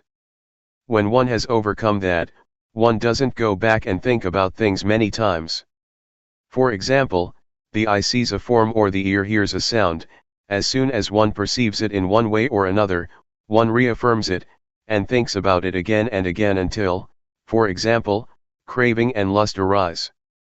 For a non-returner there is only one life, this one, which refers to thoughts that sneak in just once, and they won't go back to think about old stuff. They have realization and power. Having thought once, it fades, they don't return to it, and so there is no rebirth. The word birth doesn't mean being born from mother's womb, that kind of birth happens only once, everybody knows that. But being born here, is the birth and death of Namarupa, in other words, the endless arising and passing away of the feeling of self. The Buddha said, "Before I attained insight knowledge, I wandered around through samsara, the round of transmigration, for countless lifetimes. I searched for the house builder, that is to say, craving, the thing that creates being. Being born is suffering each time." The words countless lifetimes stand for the arising and passing away of Namarupa. The collected birth stories of the Bodhisattva, a being striving for Buddhahood, refer to this. It doesn't mean that the Buddha was born as a rabbit or whatever in previous lifetimes, but there is nothing wrong with that explanation. The birth of a non-returner is a thought arising, which they immediately leave behind and annuls, so that nothing remains. It doesn't have value for him or her, and no karma is created. Such a one is not a servant of thought, they are free. They relate to things as being me or mine, only very little. Those things drop off. We discover and see these things without anybody telling us. It is the quality of knowing that tells us. It informs us of what is right and what is wrong, all by itself. One really sees clearly. The four jhana, meditative absorptions, have various factors. The first jhana, for example, has 5 factors. Jhana are hard to understand, one has to see them for oneself. One is capable of generating them, they make one get stuck because of their attraction, they give one a sense of happiness which is called worldly happiness. But the happiness that is beyond the world is without allurement. When the state of seeing arises, the mind becomes more and more liberated, and it leads to ultimate purity. A change takes place, namely, one is released from all kama. The words me, and to see, are separated from each other. There used to be always me, deep down there was still a self in the mind, but after practicing fully they become separated, and can't be connected again. It is as if form, feeling, perception, volition, and consciousness drop off and shatter like a bottle or a glass, they become unusable. At this stage of practice it is necessary to have a teacher. Let me tell you some of my experiences about this level of practice. That day after the midday meal, I didn't get up from my seat. I kept sitting until all the other practitioners had got up. Luangpor Teean saw me sitting and asked me, "What's up?" I told him what results had come in my practice. He said, "You're a fool. When those things drop off and are separated, why don't you come back to awareness?" Then I understood what Luangpor Teean meant, when he would teach that there is inevitably knowledge, meaning final knowledge, when the mind is liberated. When I got back to my hut, I put the kettle and my cup down, feeling proud of myself. After a little while, it happened again. When I looked right at the spot, I understood that when the mind is liberated, there must be knowledge of that fact. These things depend on each other. It really is the state that is beyond birth, aging, sickness, and death. It is like the five khandha, form, feeling, perception, volition, and consciousness, fail to work. In the past these five things diligently performed their duties, but now, they dropped off, shrunk up and stopped altogether. They were ready to return to nature. But one's life must go on, and so one must keep being aware continuously. Whenever one forgets or gets lost, one should come back to awareness. When one practices in the right way, it cannot be otherwise. Having come to this point, it made me think back to my parents. It was worthwhile that they raised me. Their son was born in order to reach this final goal. This point really is 100% nature, one really is beyond birth and death. It is like Ajahn Buddhadasa, a very wise and famous teacher from the south, says, dying before death. The ego or sense of self dies before physical death occurs. If we regard practicing Dhamma as a sport, it is a sport that doesn't die because there is nothing that is born, ages, gets sick and dies. This is how I understand and know it. Anybody can find and see it in the same way. It is not limited by one's nationality or language, and it has nothing to do with having studied or not. Determined to practice. If you are aware of raising your arm, that's good enough. This is the excellent path, it really is the number one path, it is the way to understand one's life. I have trained myself like this, trained until the final goal. What I'm saying is not based on just thought, but I've seen that this is a law of nature. My words may not be exactly in accordance with academic learning, don't make anything out of it, that it is right or wrong in this and that way. Don't use reason to contradict things, even though that may be right, rather, take these words as advice to study, to know, and see. May whoever has knowledge and vision about this, help to spread it out, not in order to oppress anyone, but to help bring about confidence in the teachings of the Buddha, so there may be firm conviction that, the Buddha, Dhamma, and Sangha really exist. A sincere practitioner will get results, he or she will really know and see, and will really get rid of suffering in this lifetime. It is the genuine norm of life, it is the essence of friendship. Nothing changes, there is just straightness. May your life culminate in this point, and see that your life is just processes and conditions.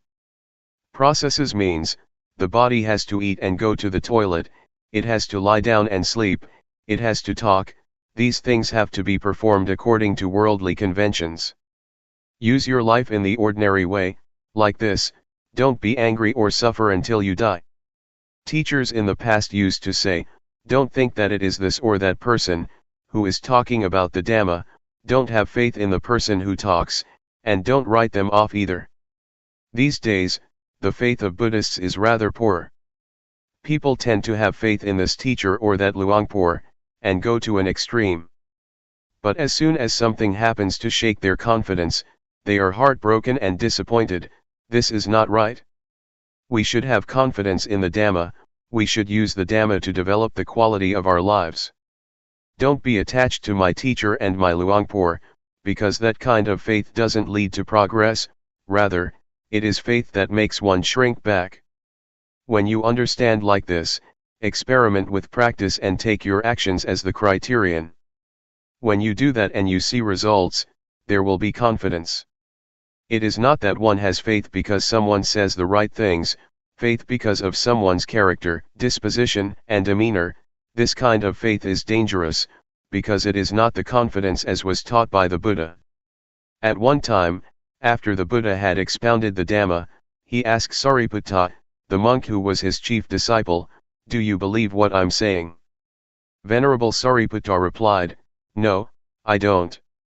The monks who were sitting there all criticized Venerable Sariputta, saying, "He doesn't even believe the Buddha," and they protested in the midst of the meeting. Next, the Buddha asked Venerable Sariputta, "How do you see things?" Venerable Sariputta respectfully addressed the Buddha, saying, I do not believe the Master, because what you have elucidated I know, see, and have realized already. Therefore I do not have any doubt on this matter, and there is no need to believe anybody anymore. Then, the Buddha spoke to the monks. Take Venerable Sariputta as your example. And so, one should experiment and practice with teachings, until one is Dhamma. If one still has anger and suffering, it means one is unable to solve the problem. Anger and suffering are not selves, but it is us who get lost. If we didn't get deluded, there would be no anger and no suffering. Only two things exist in our lives, namely, knowing and delusion. Do we spend more time with knowing or with delusion? We have to reflect on this for ourselves. If we still stay with delusion, we'll have to experience suffering and anger, for example, that's only natural. If we stay with the quality of knowing, we won't have anger or suffering. How can we stay with knowing? I have a method for all of you to try out, study and practice with. I'm not just telling you stories. I'm able to arrange a place and food for you, you don't have to pay for anything. This is because there are people with faith, who have offered money for food, for people who are interested to come and practice. In 1 year, as much as $1, in 1 month about $100. To lead retreats is my job, which I do fully, as skillfully as I can. I will be there as your friend. This age is the golden age. The Buddha, the Dhamma, the Noble Sangha, the paths, the fruits of practice, and Nibbana, really exist. You can experience them in your life. If you are aware, it means that you have the sprout of enlightenment. The Buddha is not separate from awareness, this is the sprout of enlightenment, that will grow up later on. May all of you be assured that you really are able to discover the truth in your life. To sum up, training oneself means to train in developing awareness. Awareness is the standard. It has the highest effectiveness, up to the point that one is able to reach the state of being the watcher. Awareness makes the mind pure, it is the path, it is the whole of the practice. Someone who is aware has achieved being the watcher in the right way. As it says in the scriptures, the final instructions of the Buddha. As long as bhikkhus live in the right way, the world will not be void of arahants. Don't think of this matter as being very difficult for you, because you're able to do it. You're able to be it. When one lives in the right way, one doesn't get caught up following one's proliferating thoughts. Instead there is neutrality, no gladness and no sadness. The state of watching takes one to this point, the point where there is no happiness and no suffering, no love and no hate, no like and no dislike. On reaching this state, one is beyond the world, it is called Lokuttara. As for the word Lokiya, in or of the world, it means that one has a sense of self because of one's concoction, there is like and dislike, one goes for happiness and suffering, and one takes on gladness and sadness. If one practices in the right way, the mind will settle by itself. Living in the right way doesn't mean that one has to stay in a forest, but if one has continuous awareness, it is called living in the right way. It is not necessary to go off to the forest, to sit with eyes closed and walk in a very concentrated way, that's not it. It's just a matter of being determined and attentive, of making sati sampajanya constant, there is no need to implore somebody else to come and help one. One practices by oneself, one is aware oneself, one reminds oneself, one solves problems oneself, and one will live without suffering. To give you all a blessing, I would like to say, may you know anger for the last time, may you know suffering for the last time. Don't be angry until you die, don't suffer until you die, because that is not a supreme kind of life, rather, it is punishing yourself. Polishing life with Dhamma. Luangpor Teean spent 5 months at a monastery in the state of New York, in 1994, and sent a letter tape to monks in Thailand which was published, and is translated here. Let me entrust my friends with Dhamma. With the word friends, I don't mean people of the same age group, who all like each other, What I mean is friends in birth, old age, sickness, and death. Regardless of whether we like each other or not, we are all friends in this regard. The atmosphere here at Juangyuan Monastery, Carmel, NY, is very good. It is a big forest monastery, shady, cool and peaceful, with all kinds of big and small creatures. I meet deer every day. Yesterday, I saw a mother with young twins. Lovely. They walked up to me, as I sat still. They passed me by, about 8 meters away. I didn't make a move. They came quite close and watched me. They seemed astounded and stamped their feet. It was good fun. The weather is nice and cool, it is comfortable. The forest is big, all just big trees. It is extremely suitable for meditation. I have never come across a place as suitable as this one. When I think about practicing, I do think about my friends. In Thailand, that means Khong Ka Mountain Monastery, and Akarliko Forest Garden, which are places that are used for practicing meditation. The foremost knowledge of human beings. The knowledge of meditation is an important knowledge, it is the foremost knowledge of human beings. If we human beings don't study about meditation, our life does not have value and there will be problems throughout our lives. Our lives as human beings are the results of the past.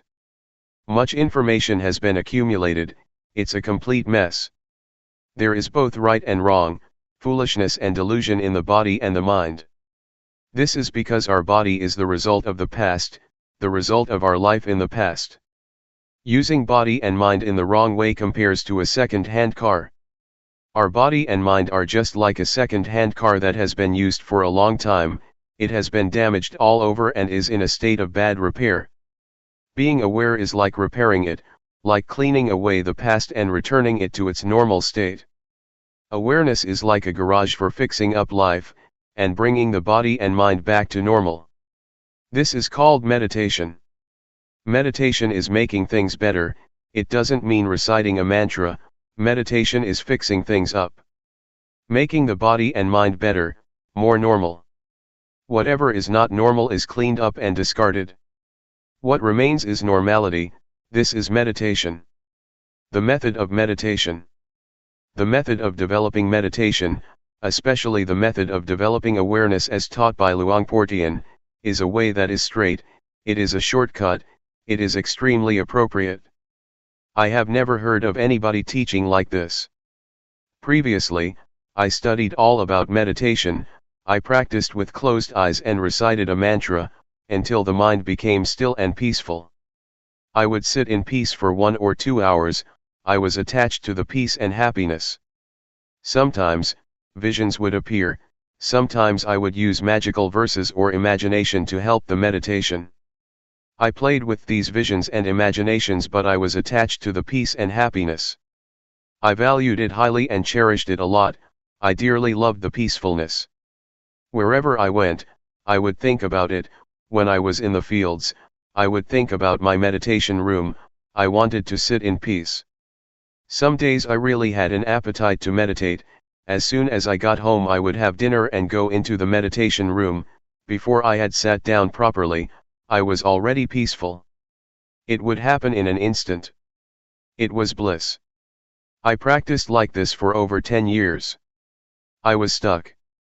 I thought that I was doing the right thing, but when I met Luangpor Teean, I was told to sit with eyes open, to make movements, to be aware and to be diligent in knowing. A strange teaching. Sometimes, I couldn't accept it and I didn't like to make movements with the hands and arms, it wasn't as good as sitting there in peace. When I first trained myself with Luangpor Teean, there was conflict and I had lots of reasons for it too. But as soon as I determined to train, and practiced a lot, things became clear. This is building up the quality of knowing, it's not thinking, it's not sitting there being peaceful. The eyes are open, so one is aware. Be aware a lot. This is a straight method, it goes straight to awareness. Awareness is the development of the Dhamma, and this is the way to have lots of awareness. This has nothing to do with reciting words inwardly. Meditation is to build up much awareness. To develop means to do it a lot, to have a lot of awareness. This is how I understand it. Before there was peace, I used the method of recitation, but recitation, whatever word it may be that one uses, is not meditation. Real life is the present. Meditation means to be diligent in knowing directly, in a straight way. The things to be known are there. The body, for example, is an object to be known. Why is it that we must always focus on knowing? Because our minds instinctively rush out ahead and rush backwards, there is just future and past. For this reason we create movements in the various postures, all the time, in order to be now. Now is what real life is. Real life is now. So we practice with that. Go inwards with the quality of knowing. Directly and straightly. Know meticulously. Make it very clear, don't let there be vagueness. Make the posture that you're in clear, break it up in stages, moment by moment, so that it becomes clear. It is similar to training in writing. At first one writes the A and the B precisely and clearly, in detail. First, one should write the characteristics of the letters clearly. One shouldn't start off writing indistinctly. This is the same, creating movements, creating a form can be watched clearly, it is not blurred. When we watch the breath, sometimes, we fall asleep, it's easy to lose oneself in it. And closing the eyes makes matters even worse. It is not natural to close the eyes, and so one drops off to sleep even faster.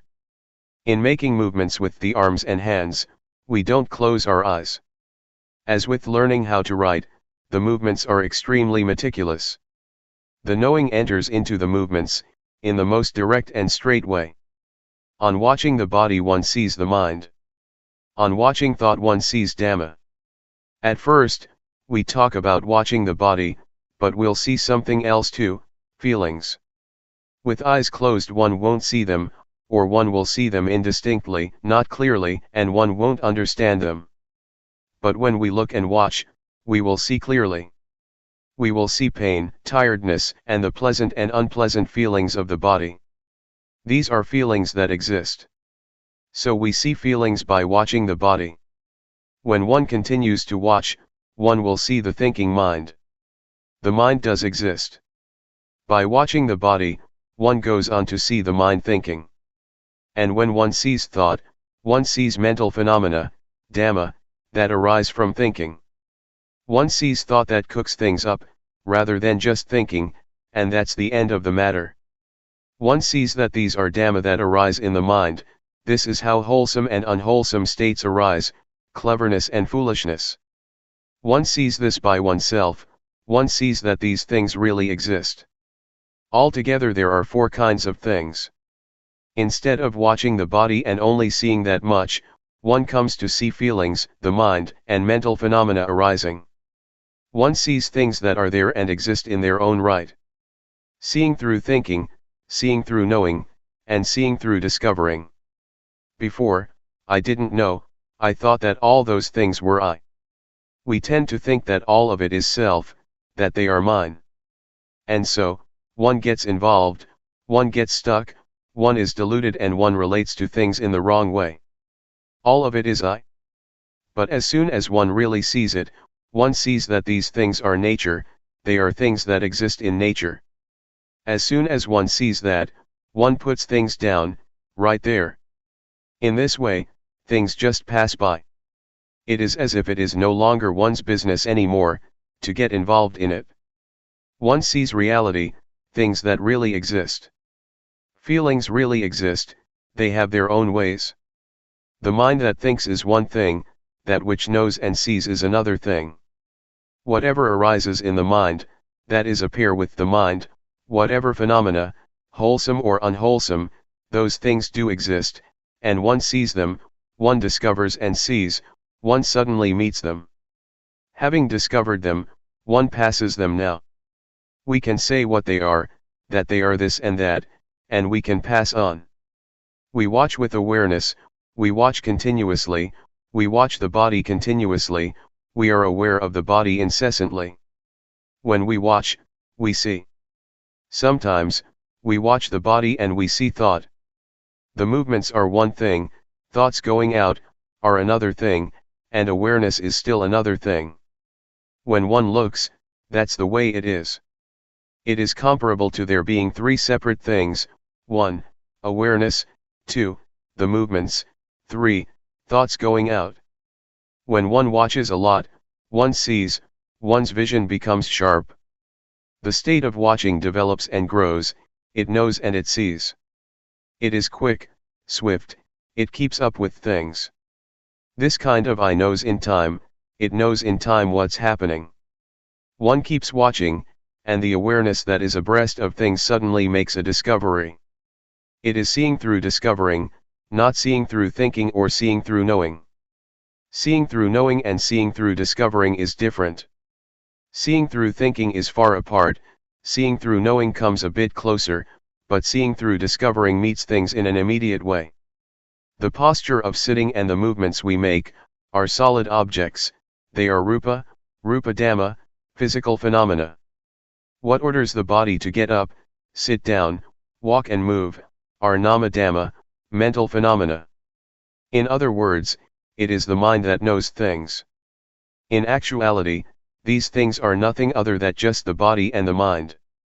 Body-mind, rupa nama. The words body and mind are limited, but the words rupa nama are terms that indicate mastery. There is mastery just as with learning how to write. At first, one just knows how to write the A, the B, and so on, but when one continues to study, one becomes proficient, one can put the letters together and words are formed, it becomes language that can be used. This is the same, one sees rupa dhamma and nama dhamma. There is just this much. The body, from the top of the head to the soles of the feet, is a lump. As for nama, it can't be touched but it has power, it orders the body around to do this and that. It is the boss, the body is the servant. This is an old saying, in Thailand, that we all know, but we don't see it through discovering. When we do see it, having discovered it for ourselves, the truth is revealed, nama dhamma are the boss, they are in charge and tell rupa what to do. We see this now. The dhamma, in Thai pronounced in the same way as the word tum, which means to do, refers to nature that exists by itself. It is as it is. As for the word tum, rupa and nama, they act, they do good and evil, it is because of this body and mind. If the mind thinks in good ways, there will be good actions, if it thinks bad things, it will do those things, it will link up with rupa. If the mind thinks bad thoughts, the body becomes bad as well, and it turns into evil. If the mind thinks good things, it will order the body to do good things. The result is wholesome and meritorious. One sees now that the cause, the principle, the foundation, is to be found here. Good and bad actions are rooted here. One sees that it is like this. One becomes clever and skilled in this way. It is as if one is told something, as if something is revealed, it is as if something opens up, and one can look inside. The nature of people's lives is like this, it is right here. Life is just this much. Whoever it may be, men, women, whatever nationality, life is just body and mind, or rupa and nama. Doing good and doing evil comes from this point. Rupa dhamma, changing conditions. This much is still not enough, one will still see more deeply. One sees that rupa dhamma are nature, the nature of rupa is to be formed as a solid lump, according to nature. There are changing conditions in rupa, such as heat, cold, pain, and tiredness. Before, we used to regard these things as feelings, but now, we see sharper than that. Now, we don't just see them as feelings, we see them as changing conditions.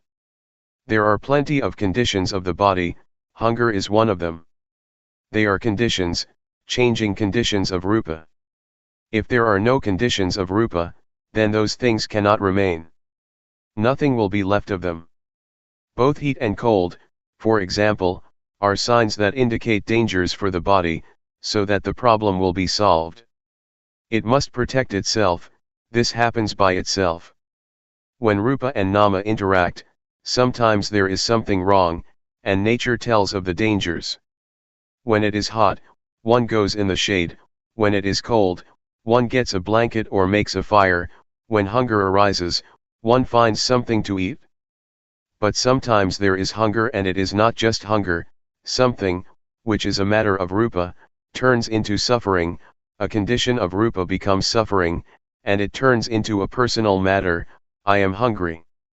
Nama Dhamma, changing conditions.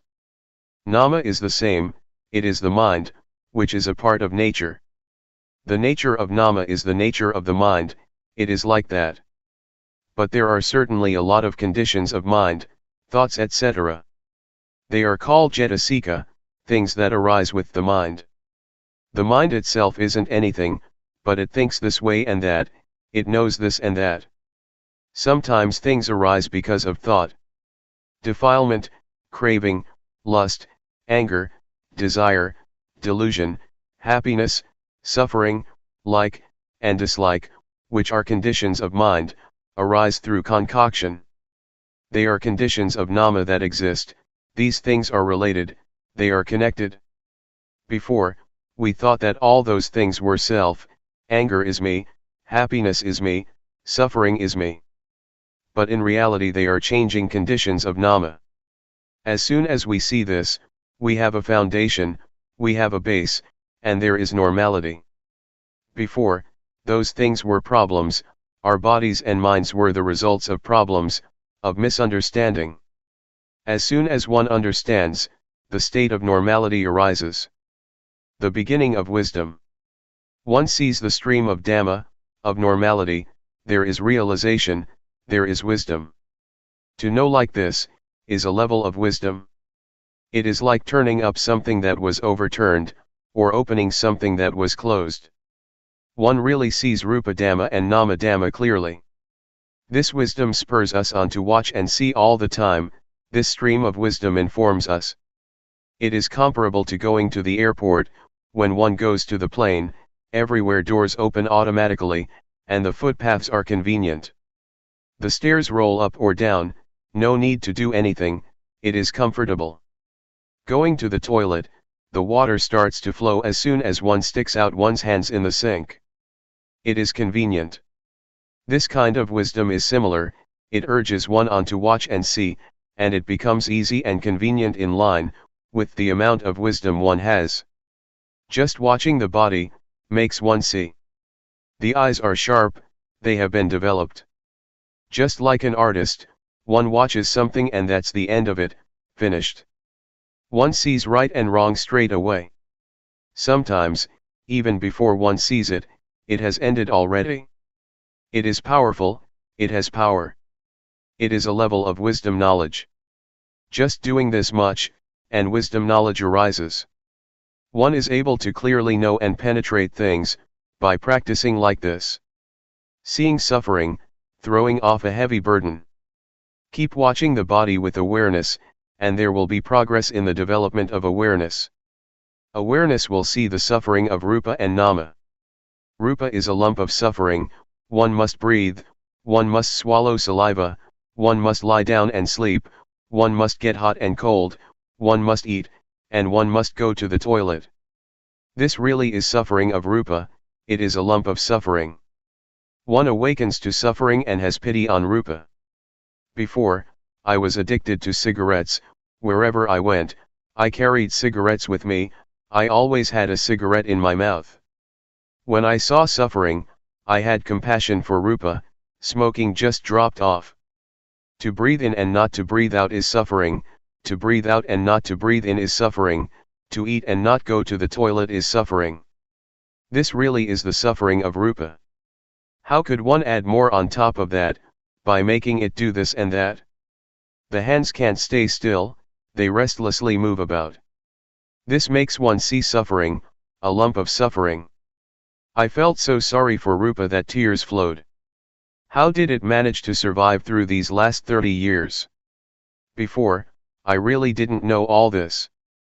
On seeing like this, some parts of suffering just dropped off. It is like shaking a fruit tree, a lot of fruits will fall down easily, but others don't come down, one has to pick them or use a long pole. There was still suffering, comparable to being in debt $100, and one has already paid off $70 to $80. Or compare it to carrying a weight of 100 kilograms, and one loses at least 70 kilo. The parts of suffering that dropped off really had an effect, it really was the stream of liberation from suffering. Concord between Rupa and Nama. This kind of wisdom sees Rupa and Nama, it sees the suffering of Rupa and Nama. The suffering of Nama is to think and feel sad. It refers to worry and anxiety. The suffering of Rupa is similar to that of Nama. I didn't know this before, I used to take on suffering, the more I would grasp onto it. Suffering would stay with me the whole day, sometimes a few days. I would create it with thought, I would think to myself, he insulted me, he always does that, I'm not going to give in, and so on. These kinds of thoughts are like rubbish, they are stains in the body and the mind. They are the results of information, that is not to one's liking. Nama is not being used properly. The results are no good. Nama acknowledges wrong information. It is comparable to a second-hand car, that is full of dents made by collisions. In the mind, there are stains of love, of hate, of happiness, of suffering, of getting, and of losing. There only seem to be stains and marks. As soon as I saw the suffering of Nama, I felt compassion. I saw with wisdom that I wasn't using the mind in the right way. There is a poisonous snake in the mind that makes trouble for the body, and the body creates trouble for the mind. But when awareness arises, there is concord, there is a sense of neutrality between them. Actually, a lot of harmony arises between body and mind. Body and mind no longer oppress each other, there are no more problems. Now, I know. There is realization. I see the suffering of Rupa and Nama, and the next stage is to see the disease of Rupa and Nama. The disease of Rupa refers to sickness, pain, fevers, and dangers of the body. The disease of Nama refers to impurities of the mind, craving, etc., that defile the mind and make it dirty. The disease of defilement, of craving, of happiness, of suffering, of love, and of hate, kill one, that is to say, they kill the normality of mind. This is the way it is. When I saw things like this, it was as if I was cured from a disease, just as if I went to the doctor with a stomachache, and took medicine for it. It really was like that. Seeing like this made me overcome and be liberated from problems. Knowing Rupa and Nama acting, religion is the individual.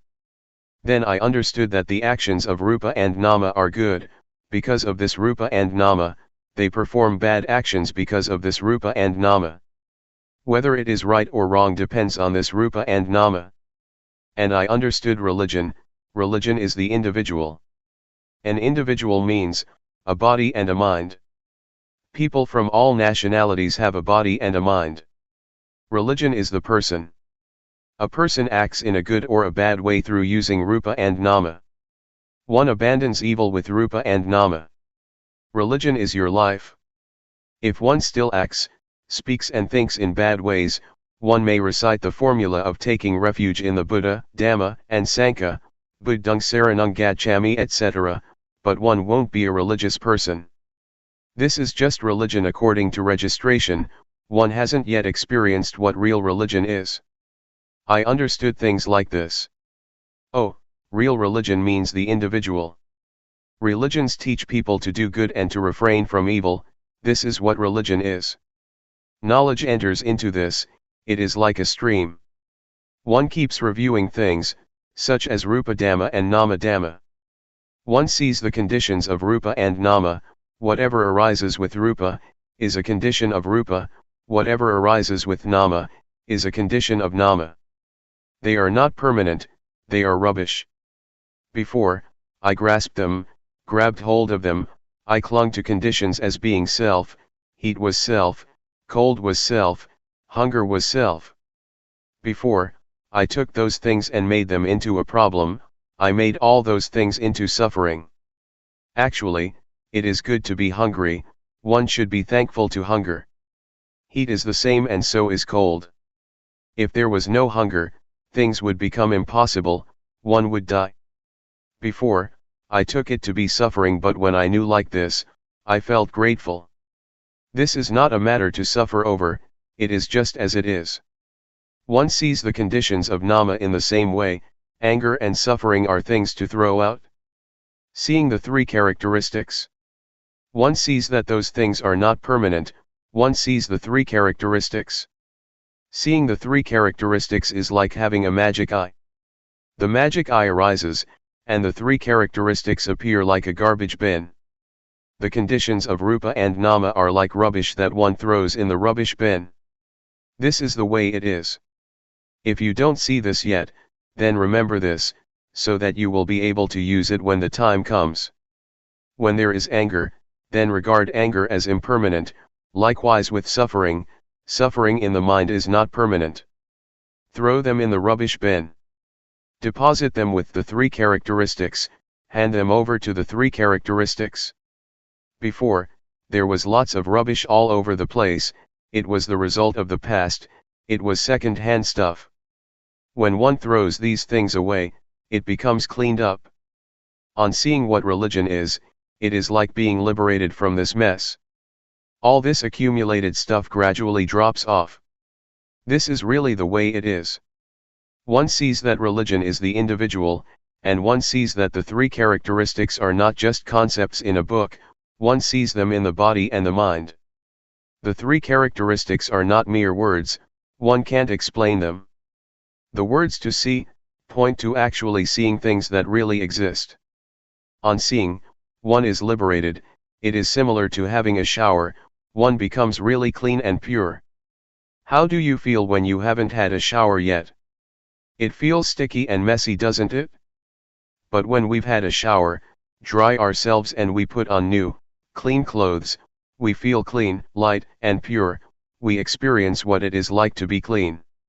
This is what it's like. Convention, conventional norms. Let me entrust the Dhamma to my friends, really practice and purify yourself. Keep seeing, keep watching. I don't mean watching with the eyes. Keep practicing with the movements of the body. We do walking meditation and the rhythmic meditation. We keep knowing, we keep watching. We have to practice with the body and the mind in order to see religion. We continuously watch and we will see, things will reveal themselves. It is as if a door opens for us and we can see. One sees convention, conventional norms. There is both physical and mental convention. Material things, fields, wife, husband, and children and so on, are material objects, solid things. This kind of convention, we might call, true according to convention. Mental convention is thought that gives value to things, as good, not good, likable, not likable, etc. We assume things, to be like this or that, and we take convention too serious. The world is full of convention. We live in convention. Our whole life is convention. Fame and titles, material objects, possessions, houses, and whatever it may be, it is convention. We assume this and feel brave, we assume that and we are afraid, we even get angry because of convention. It is a big mess. There is so much of this convention. Objective matter, ultimate meaning, and changing conditions. There is what can be called objective matter, ultimate meaning, paramatha, and changing conditions. In and outside of oneself. Trees, mountains, the earth, the sky, and the weather, are examples of the external. We create them through convention. Originally, they are just nature, and then we go and assume them to be this and that. Internally, there are suppositions of flesh, skin, hair, and so on. The eye, ear, nose, tongue, body, mind, and their interactions with form, sound, smell, taste, etc., are a kind of objective matter. Both internally and externally, there is objective matter, ultimate meaning, and changing conditions. Many of them are connected with living beings and their lives, the world is full of them. This is what one realizes and comes to know. One understands and sees convention. Before, I depended on thought to create magical verses, to create what is good, what is wrong, and I even created merit by using thought. In the past, I created all merit from outside, by thinking. Sometimes I would think to get something good from other people, or from material things. I took refuge in external things, such as charms and talisman. I would do good actions and make merit depending on others, thinking that others would be able to give me merit, believing that to do like this and that would be meritorious. It's just thought. It's convention. The various conditions and magical chants are nothing but convention. I didn't know this before, but when I understood convention, all this magical stuff lost its allure. Before, as a magical healer, I used to teach people to depend on me, but now I must look after myself. One does what is good and what is bad by oneself. I don't get lost, convention doesn't fool me anymore. Now, for me, all words, all abuse, is just convention, praise as well as blame. It is convention that people use, but we go and take it serious. When those things are on top of us, they can control our minds. As soon as I understood this, I suddenly felt so light. This knowledge is very expansive, it is like something opening up and seeing the scenery. One watches and one really sees. On seeing the truth the mind becomes good. It's not just gladness, it is goodness. The expressway, the freeway. Sitting here, a deer comes up to me. It is watching me. The weather is just great at Carmel, USA. The atmosphere is good, the state of watching is fluent, it is very convenient. One watches all the way from the beginning. One sees, starting with the body and then the feelings. It is an eye, a magic eye, it watches and watches. It is a magic eye indeed. The beginning stages are supportive, they are like cheerleaders that back one up, it makes things easy and convenient. It is as convenient as the roads in America. It is like a freeway, a highway, there are no traffic jams, one can always keep going, one passes easily and doesn't get stuck. These freeways are very big, 8 lanes on each side, and they don't drive slowly, as in Thailand. At least 100 kilometers an hour. But one has to be careful of wild deer, they put up signs, watch out for wild deer crossing the road. One day, as I was sitting in a car going to Long Island, I saw nothing but forest for 3 hours, and I saw a car that had collided with a deer. They've made signs of a wild deer crossing the road, they don't have signs of cows and buffaloes, as in Thailand. Their freeways sure are big and wide. If one practices in the right way, it is convenient. It is right view. When right view arises, everything becomes easy.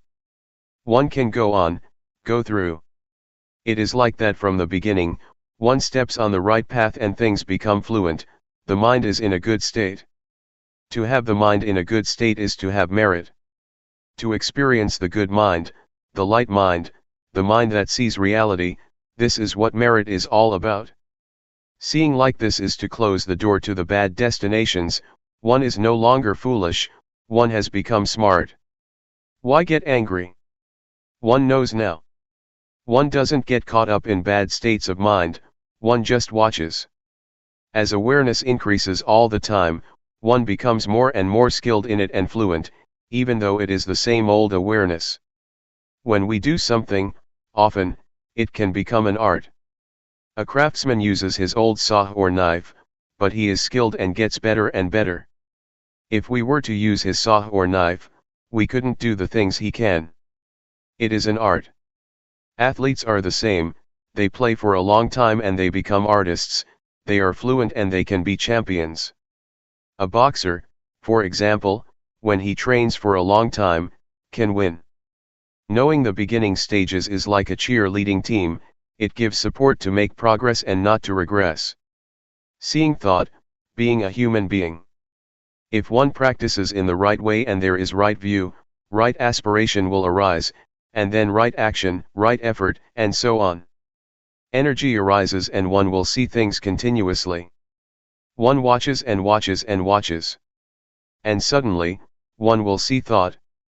When one sees thought, it happens accidentally. Before, one saw it also, from the beginning of seeing the mind, seeing Dhamma, seeing Rupa Nama is the same. But now, one is suddenly confronted with thought, one really sees it, one sees thought. Before, one saw it too, but not clearly. It was indistinct, one saw it as a stream. But now, one really sees it clearly, one really contacts it. It is hard to express. Thought is something gross, something unjust. On seeing thought, one doesn't just see it and that's all. As soon as one sees thought, the thought collapses, the grossness, and its not being just, cease to be. The unintentional thought stops, it comes to an end. Before, we didn't know thought, but when we see it, the mind rises up. Of this one might say, one has now become a human being. The mind is on a higher level than before, there is a victory. There is no burden, it has put it down. That's what it feels like. It really is hard to describe. I'm now talking about it too fast. Before one has such an experience, it takes quite a while, many days or many months.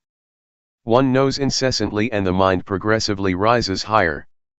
One could talk in terms of the mind rising up, or in terms of the mind being purified, being cleaned. When one sees thought, one realizes that one is now a human being. Being a human being is this, it is this state. One sees and understands what angels are, they are not anywhere out there. To be an angel is to have a sense of shame of wrongdoing, one can under no circumstances, do, speak, or think evil things. The body, as well as speech and the mind are clean. This is what it means to be an angel. To have a sense of shame to do what is bad, is something that others cannot see. But one sees it oneself. Before, the mind could think whatever it liked, all sorts of crazy and wrong thoughts. But on seeing like this, it is as if there is virtue. One sees what angels are. I used to think that they lived in the sky, and sometimes I called for them to come and help me. Well, these days, angels are supporting me. They praise me. The door to the realm of the hungry ghosts, hell beings, thick-headed demons, and the animal realm has been closed for sure. I can guarantee that I won't get reborn in any of those realms. Now, the mind is as high as the mind of an angel, a Brahma god or a divine being. Oh, a human being is like this. The Buddha said that to be born as a human being is a great gain, it is an excellent thing. Integrated virtue, knowing the path to follow. One can stand on one's own feet at this point. There is virtue now. Once there is virtue, one knows. It is the training in virtue. It is integrated virtue, the kind of virtue that goes in the direction of the paths and fruits of practice. One may as well say that there is virtue, firmness of mind and wisdom. Virtue helps, gives more energy, the power of virtue, firmness of mind and wisdom help even more. One sees and understands the path. Watching all the way through, this state of watching and seeing, and when seeing, not being caught up, this is the path. One sees and understands this, one gets a foundation here. When one knows the basic stage of Rupa Nama, one falls in the well of knowledge and joy and analytical knowledge arise, which are defilements due to insight. One sees Rupa Nama, then the three characteristics, convention, and one falls in the well of knowledge, there is so much reflection in the mind. But I depended on Luangpor Teean, who taught us in the mornings and evenings. He said, watch well, when you see suffering, don't be the one who suffers, when there is happiness, don't be the one who is happy, when peace arises, don't be the one who is peaceful. Know and see these things, don't get caught up in them. I got a good foundation from the beginning, it supported me. It's like a young student that goes to a good school, he or she gets support and is able to learn well. I saw the path, it has been the path all along. This path aided me to go to higher levels, comparable to studying at a high school and then at a university. Sometimes my fellow practitioners at that time said that they knew Rupanama, but from their actions, behavior, and speech, one could see that it wasn't so. They still quarreled, they still did things without awareness, their minds still concocted things up, and they acted without clarity. This indicated that they didn't know yet. When one reaches this point, of seeing Rupanama, how could one think or do like that? Just thinking is already something defiled, and to then speak or act so that one is a burden and quarrels arise, would be impossible. When there is a high level of practice, not just using reasoning and memory, then one sees the path. It is the whole of the practice. One becomes experienced at seeing Rupanama, just like the craftsman using his old saw or knife to become an artist. When one is fluent, this is the path, it is the whole of the practice. It is purity, that is to say the state of watching and seeing, and on seeing not being caught up. This is purity, it is the highest virtue, the highest firmness of mind and the highest wisdom. The aggregates of sila, samadhi, and jnana are close together, so much so that there is nothing that is soiled. One feels clean, like someone who has put on clean clothes. One won't let anything soil one's clean clothes. Stains will be seen clearly because one's clothes are clean, and so dirt and dust can't remain, it will be brushed off immediately. The diamond of the Dhamma, being a noble one. To look inward is a diamond, it really is a diamond. It is the diamond of the Dhamma. I rarely talk about this. Wherever I go, I talk about being the watcher, watching and seeing, and on seeing not to be. This is the direct way to destroy identification with conditions. This is the diamond that melts down or drills a hole in the fetters. How can the ego remain? Self-view is about the ego, and so is attachment to precepts and practices, the first two of the fetters. The state of watching and seeing, and having seen not being, is very swift. If you don't have any knowledge, then know this matter first and practice with it, it is a shortcut. The way I see it is that, this is putting one on the right track. Just catch on to this. Don't be foolish and get lost, see. And on seeing, don't go and get caught up with what you see. Just pass by, keep passing things. This is the freeway. This is the path. It is the most convenient for practicing, one doesn't waste time, doesn't get stuck or hooked. Don't sit with closed eyes, that's crazy. See what's there. Happiness and peace, for example, see it and pass on. Those fetters are unable to stay. The first three fetters just fall apart. And one really becomes a noble individual. This is the exalted mind, the good mind. At this point, one can know for sure, without a shadow of a doubt, that one is a noble one. Being a noble one happens at this point. The door of the good Dhamma is right here. The state of watching, seeing, and not being is the door to the truth. The noble Sankhya arises at this point. This is not being a noble one through convention, it is more than just reciting the words of the ordination procedure, that is convention.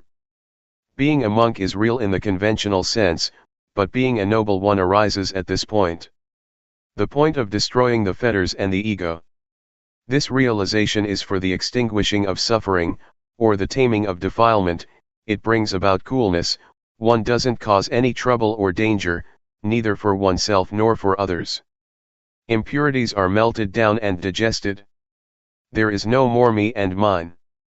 This is due to the power of the knowledge from the beginning stages upwards, seeing the three characteristics, convention and suffering. That knowledge is a powerful support to make progress in a dignified and bold manner. Whether it is the 3, 5, or 10 fetters, they all fall apart. There is an enormous energy that causes one to penetrate through. It is the aggregate of sila, samadhi, and jnana, it is supreme virtue, supreme firmness of mind and supreme wisdom. It is complete purity, the body doesn't do anything bad, speech doesn't say anything bad, and the mind doesn't think anything bad. It is purity, it is the whole of the Buddhist way of life. Knowing jhana and jnana. The cankers of sensuality, being and not knowing, which are part of one's character, drop off, as well as defilements such as foolishness, anger, desire, delusion, and belief in all sorts of rites and rituals. They drop off by themselves, one doesn't do anything with them. It is comparable to shaking a tree that has fruits in it, the fruits come down by themselves. But some fruits, one has to pick oneself or get them down with a long pole. This state is like the simile that Luangpor Teean gave of the leech. A leech is sucking our blood, if we pull it off, it will come off, but with difficulty, one side of it comes loose but the other side is stuck. But there is a method for this. When we mix some kerosene with tobacco and squeeze it onto the leech, it will drop off by itself. In the same way, there is a method to let defilements such as the latent tendencies, the three cankers or whatever name they may have, drop off. It is not difficult. It happens in a finger snap. Just like a leech. It's like some custard apples that shrivel up and become black, up in the tree. In the same way, one knows and sees sensual desire, desire for forms and desire for what is formless. One understands the jhana, the first, second, third, fourth, and fifth. Each jhana has a certain number of factors, 4, 3, or 2. This is the level of refinement, the level of purity, of not being stuck. Until one is not stuck or attached at all, it is zero. Zero means that there is no value. Let me tell you, it is life where I doesn't have value, nothing is left of it, of the sense of self. Zero. The unlocking, the five aggregates stop working. The development of awareness reaches the state of watching. Jnana or wisdom knowledge is fixed and burns things up, nothing can stand in its way. Purity reaches its perfection. It is natural, it is the law of nature. I don't know how it happened, but the lock gets unlocked, it is as if something falls off, as if something snaps. One could say that the five aggregates, namely, form, feeling, perception, volition, and consciousness drop off. Before, they worked together, it was their job to do so, but now, they stopped working, they've come to a halt and they have returned to nature. Everything has gone back to nature. It's all finished, it has stopped. There is nothing left. It feels as if there is nothing left to do. The goal of life has been reached. There is vision of the unborn, the non-aging, non-sickness, and the deathless. The Buddha, the Dhamma, the paths and fruits of practice, Nibbana, and the noble Sangha really exist. This reflects back to my father and mother who painstakingly raised their children. It is natural for parents to do that. They do so in order to let life reach its final destination. Well, it has been worthwhile. This happened at the time of having the midday meal. Usually I didn't have a midday meal, because Luangpor Teean said that he wanted us to practice continuously, and effectively in developing awareness. And so I asked my friends for the opportunity to not get involved in the various activities. In case I would not show up for the meal for over 7 days, then to come and check on me. But if I would fast for 2, 3 days, then there was no need to come and ask what was going on. If I wanted to eat I would come, and if I didn't want to eat I wouldn't come. That's what I said. That day, I came for the meal. I had the meal together with Luangpor Teean. As I was eating, I watched myself, there were just processes. A hand with 5 fingers taking a lump of rice and putting it into the mouth was just a process. Talking, eating, sleeping, they are all just processes. They are not intentional actions, karma. It was really utterly finished. After the meal, the other monks all left, but I kept sitting there. Luangpor Teean asked me, "What's up?" I told him, "I've come to the end of things, Luangpor, there is nothing left." Luangpor Teean said, "It's an art, isn't it?" "Yes, it is, Luangpor."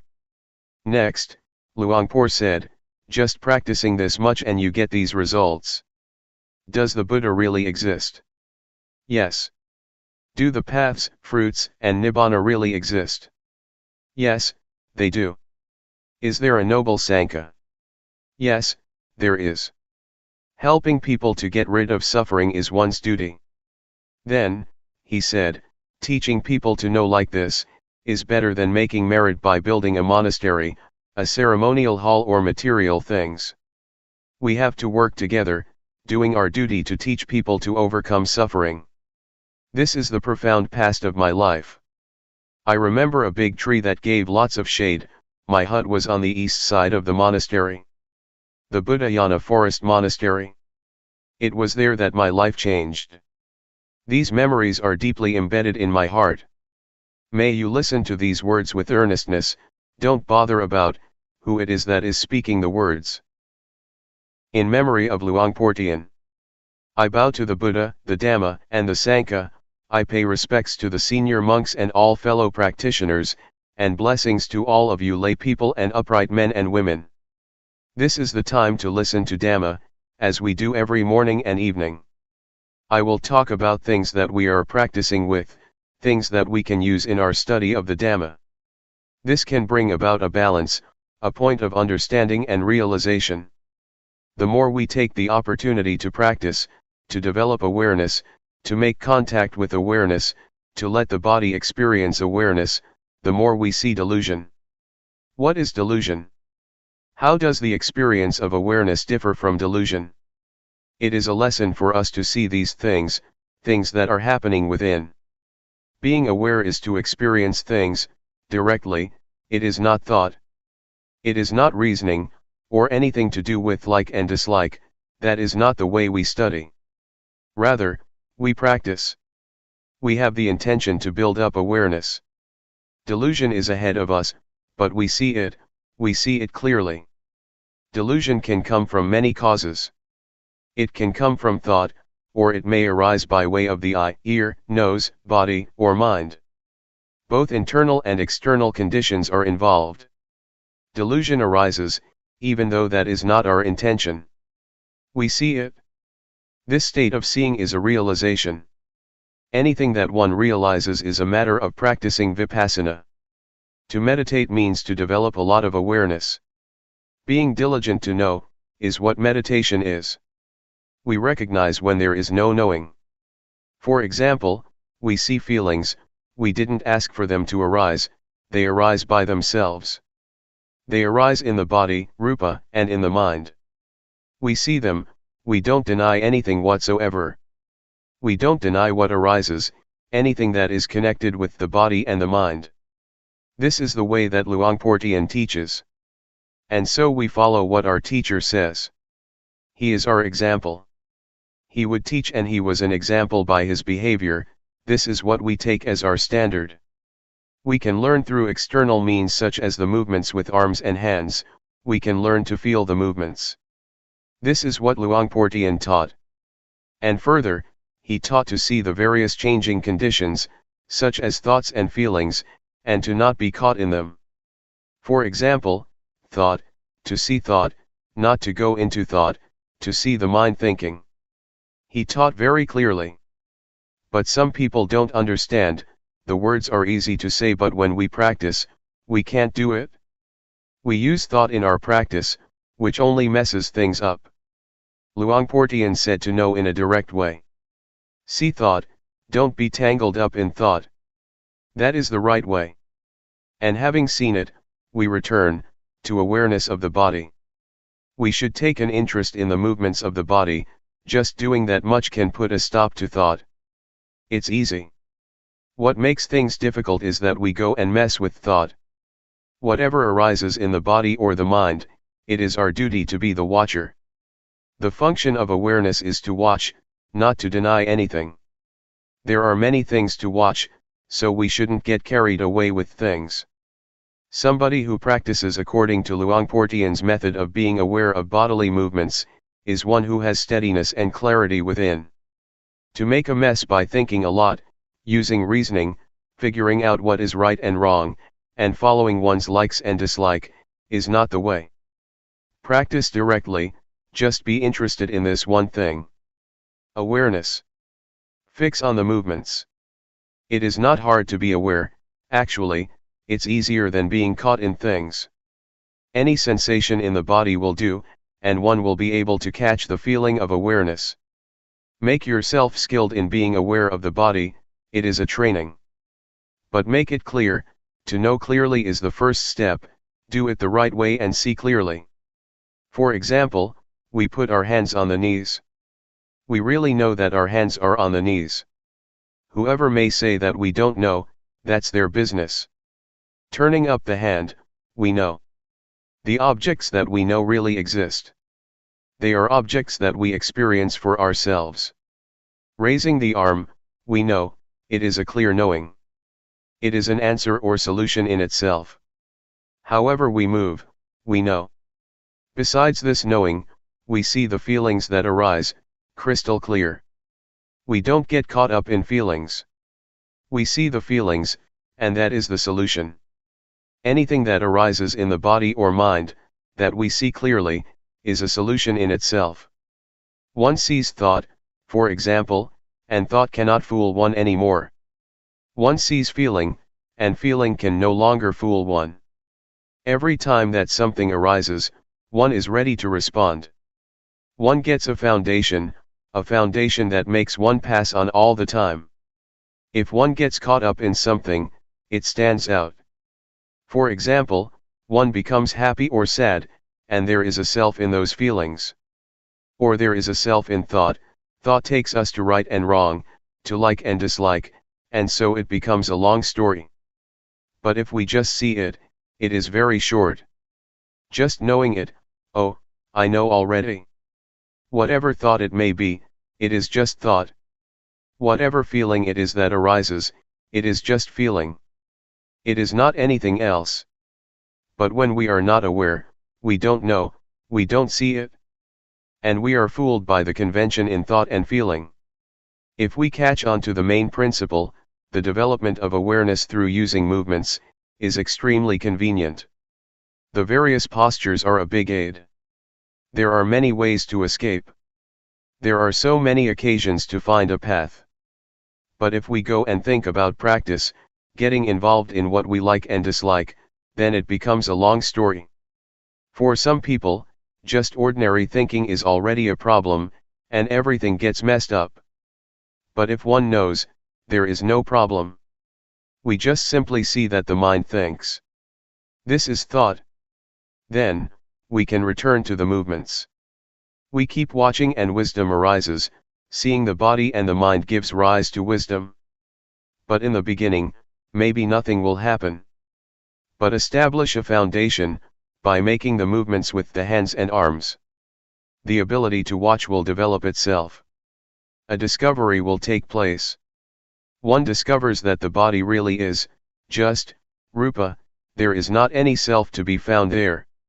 Rupa is part of nature, and many conditions manifest in it. Feeling, for instance, is a condition of rupa. Heat, cold, pain, and hunger, are conditions of rupa, and so we solve these problems. Once we have a foundation and we see that they are conditions of rupa, we become skilled. Nothing is concealed for us any longer. The various conditions line up to show us what they are. They reveal themselves. One knows all about rupa now. This is wisdom knowledge, that penetrates all matters that are concerned with rupa. One has discovered all of it. At the moment that these things arise, one is able to solve the problem, one knows now. Whenever feelings arise, it is their business. One understands this now. There is no self in feelings of hot and cold, or in hunger and pain. In short, it's all just feeling.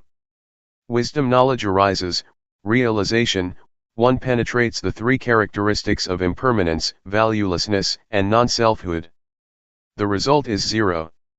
This means that nothing remains of rupa, there is no more self in rupa, it has all been given back to nature, according to reality. This realization could be called a discovery, a seeing, or one might call it liberation, vimutti. As soon as one sees clearly, liberation takes place automatically. Just as when we see a snake, the snake doesn't bite us. Or when we see thorns, we won't step on them. The state of seeing is the most excellent thing, it is sufficient, it is virtue, firmness of mind and wisdom in itself. The state of seeing is insight meditation in itself. The various conditions don't delude us. We're smart in the ways of rupa, they disclose themselves. Nature teaches us. It teaches us what impermanence, valuelessness, non-selfhood, heat, cold, happiness, suffering, etc., are like. This is wisdom. One understands all things. Nama, or the affairs of the mind, are the same. When one sees rupa, one will inevitably see nama. One sees that they are a pair, they are both movements in a person who is not dead. These movements, especially thoughts, can be poisonous and dangerous, if we don't know and understand them. Then it becomes a big deal. But the bottom line is that, it is all just nama dhamma, mental phenomena. Someone who is still alive tends to think. And thought is not anything mighty. But in particular, unintentional thoughts make up a long story if we are not aware. It is the birthplace of many, many things.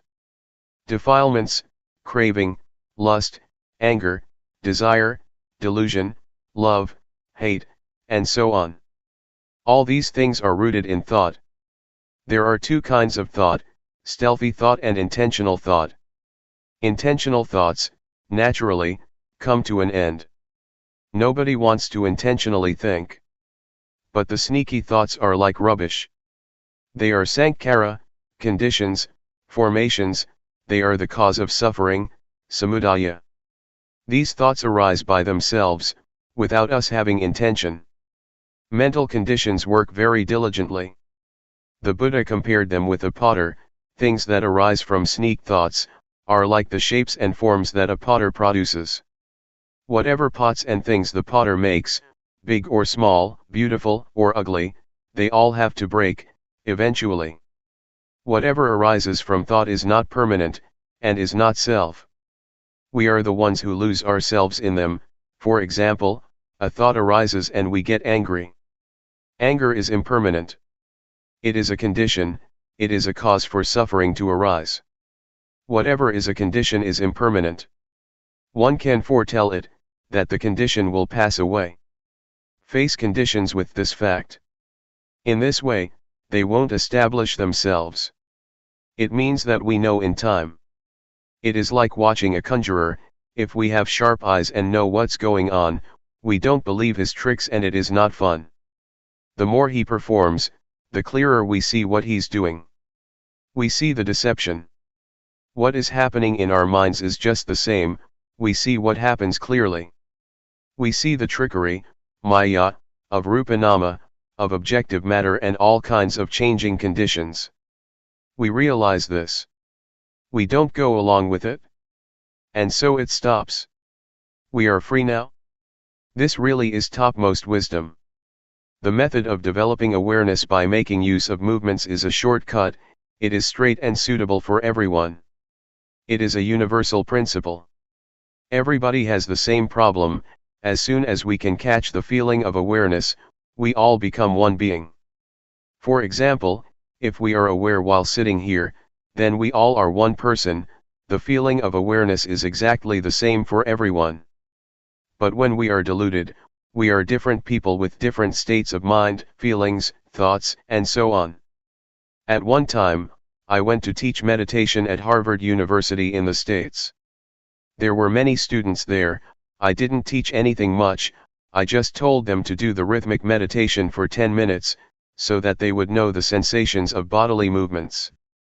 When they stopped, I asked, "Just now, where were you?" Many of them answered that they were with awareness. When we are with awareness, we are one, we are the same. This is something that is possible. We are then beyond sex, nationality, and language. Among the people who were practicing, there were Chinese, Thais, Cambodians, and many other nationalities. They were all very clever students. This is one of the most famous universities in the world. If one is not especially intelligent, one can't study there. In Thailand, We have a doctor who took ordination at Sukatho Forest Monastery, the place where Luangpor resides. He got a PhD at Harvard. He was the one to take us there. He also gave the same answer. Awareness is not male or female, it is not young or old, it has nothing to do with being a monk or a layperson. Awareness is awareness. To whom does awareness belong? It belongs to one who knows. Whoever knows immediately has awareness. And what's it like to be aware? Well, there is no delusion. Delusion diminishes in proportion to the amount of awareness one has.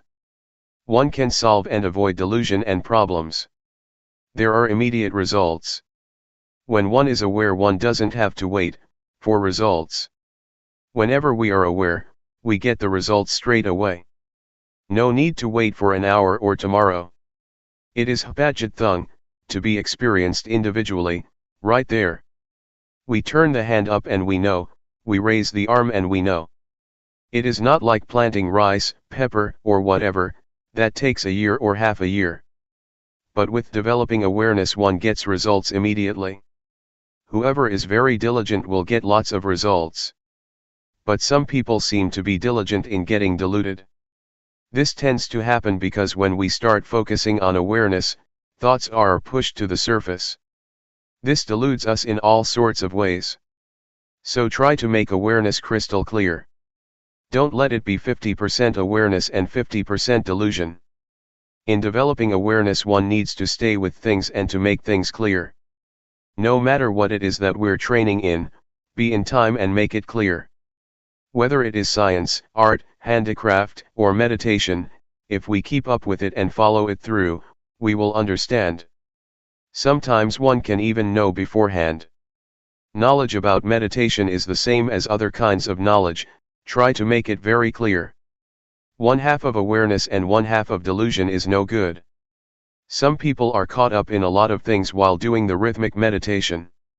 Some people even chat and joke with others while practicing meditation. They just perfunctorily make the movements. There is no intention and no attention. This is not meditation, and there won't be results. We have to add intention to the movements. We have to be attentive in order to know, this is called making effort. When delusion arises, we pay attention, so that the knowing arises. This is putting forth effort. Effort means to have the attention, to always be aware. The attention that makes one know all the time could be called samadhi, firmness of mind. When there is delusion and one makes effort to know, one changes delusion into knowing, this is called wisdom. Sila, samadhi, and panya, all come together at this point. If we start off in the right way, we'll do just fine and it won't take long. But if we don't start off in the right way, we'll be confused and unclear.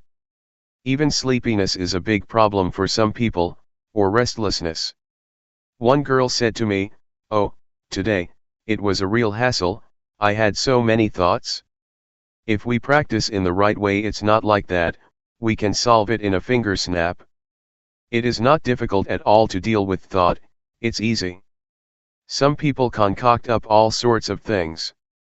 In 1968, there was an old monk doing the rhythmic meditation, at the monastery in Bohome village, Luangpor Teean's home village. There were just the two of us there. Myself, I was walking up and down above him. Every now and then, the sound of shoe slapping someone's head could be heard. I looked down and saw what was going on. I asked him, "What are you doing?" "The mind keeps thinking, I don't know why it's thinking all the time," he said. One's own thoughts are a big problem. To the extent that one beats one's head with one's slippers. For some people, it is as if there is someone in one's head, thinking. Conditions are being concocted into states of mind and feelings of self. There is no end to it. But if we see thought, whack, we can smile inwardly. We see delusion. This is the best lesson there is. This is quite a profound experience, and one kind of feels proud of oneself. Whatever it may be that arises, that is not awareness, all of that is a lesson to us. There is nothing that is wrong. Even sleepiness is the same. Some people won't do anything about it, they immerse in drowsiness and nod in all directions. When they close their eyes, they'll just fall asleep. They are stuck in that state forever. But when we take a good look at sleepiness, there is nothing difficult about it. It really can be solved and overcome. Then there is no more problem. But if we don't know how, and we are unclear, if awareness is not firmly established, it turns into a big thing, sleepiness. It makes one feel exhausted and there just isn't any energy. Sometimes in addition tension and headaches arise. We should try to wake ourselves up. If there is not a sense of being awake, then use different postures and look around you, look at the trees, take a deep breath and make awareness clear. Then, it is not a big thing. It is refreshing to see sleepiness. When one is caught up in sleepiness, one is lazy. It's the lazy mind that can only think of sleep. Laziness shrouds the mind. It's the stubborn mind, just like a kid that is stubborn. Whatever you tell it to do, it won't do it, it's just stubborn. If we understand this, we are clever and nothing can fool us. Thoughts can't fool us. In this way things become easier. In our entire life, there are only just two things, knowing and delusion. Just these two things. This is the conclusion, knowing and delusion. The cause for sleepiness, defilement, greed, hatred, craving, lust, worry, happiness, suffering, etc., is delusion. Delusion is the cause. There is no method to practice with delusion. Don't even try it. But the way to deal with delusion is by building up awareness. Only sati is able to clear up delusion. Delusion is the biggest of the defilements. If compared to the index finger, the middle finger, and the ring finger, delusion is the middle one. If there is delusion, anger, desire, love, and hate can arise too. Therefore delusion is the mightiest. When delusion is present, one is ready to be angry, ready to desire, etc. One inclines in the direction of the various impurities. The only method to do something about delusion is to be aware. It is very easy. It is the path. One sees and discovers the path. The method of developing awareness by making use of movements is applicable to everyone, regardless of sex, age, nationality, and language. It is a universal principle. Whoever tries it out won't be able to deny it. Nobody can deny it because it is a true principle. We have Luangpor Teean as our example, as our model. His life was exclusively devoted to the development and practice of awareness. I'd tried out several methods when I found out about this one. I was very satisfied with it. It was good enough for my life. One time some Westerners that were teaching their religion came to the place where I was teaching in the USA, together with their students. They were standing outside the room I was in, about 8 people. They asked to interview me, through the translator. I said, all right. They came in together with their disciples. They stood there and asked me, what is it that you know? You come here to teach, so what do you have to teach? I first told them to sit down. Then, I told them, I know myself. What does somebody who knows himself know? They wanted to know. So I told them to put their hands on their knees. Know when turning up the hand, know when raising the arm. This is knowing oneself. They tried it out. They knew once, twice, and on and on. I said in English, aware, aware. They were satisfied. They confessed that at first they had lots of questions, and had the intention to crush me. But when they experimented like this, they understood. Suppose one knows like this for a whole day, what will happen then? Or 1 month? Do you want to find out? This is what I know, other things I don't know about. You Westerners are able to go to the moon, but that kind of wisdom is worldly wisdom, it is not enlightened wisdom. Enlightened wisdom is to know in this way. They said they would try it out. The next day, One of them brought his father and a chair too. The father was quite old, so he practiced sitting on a chair. This is real stuff. It cannot be denied. We don't have to waste time. This is a true principle of life.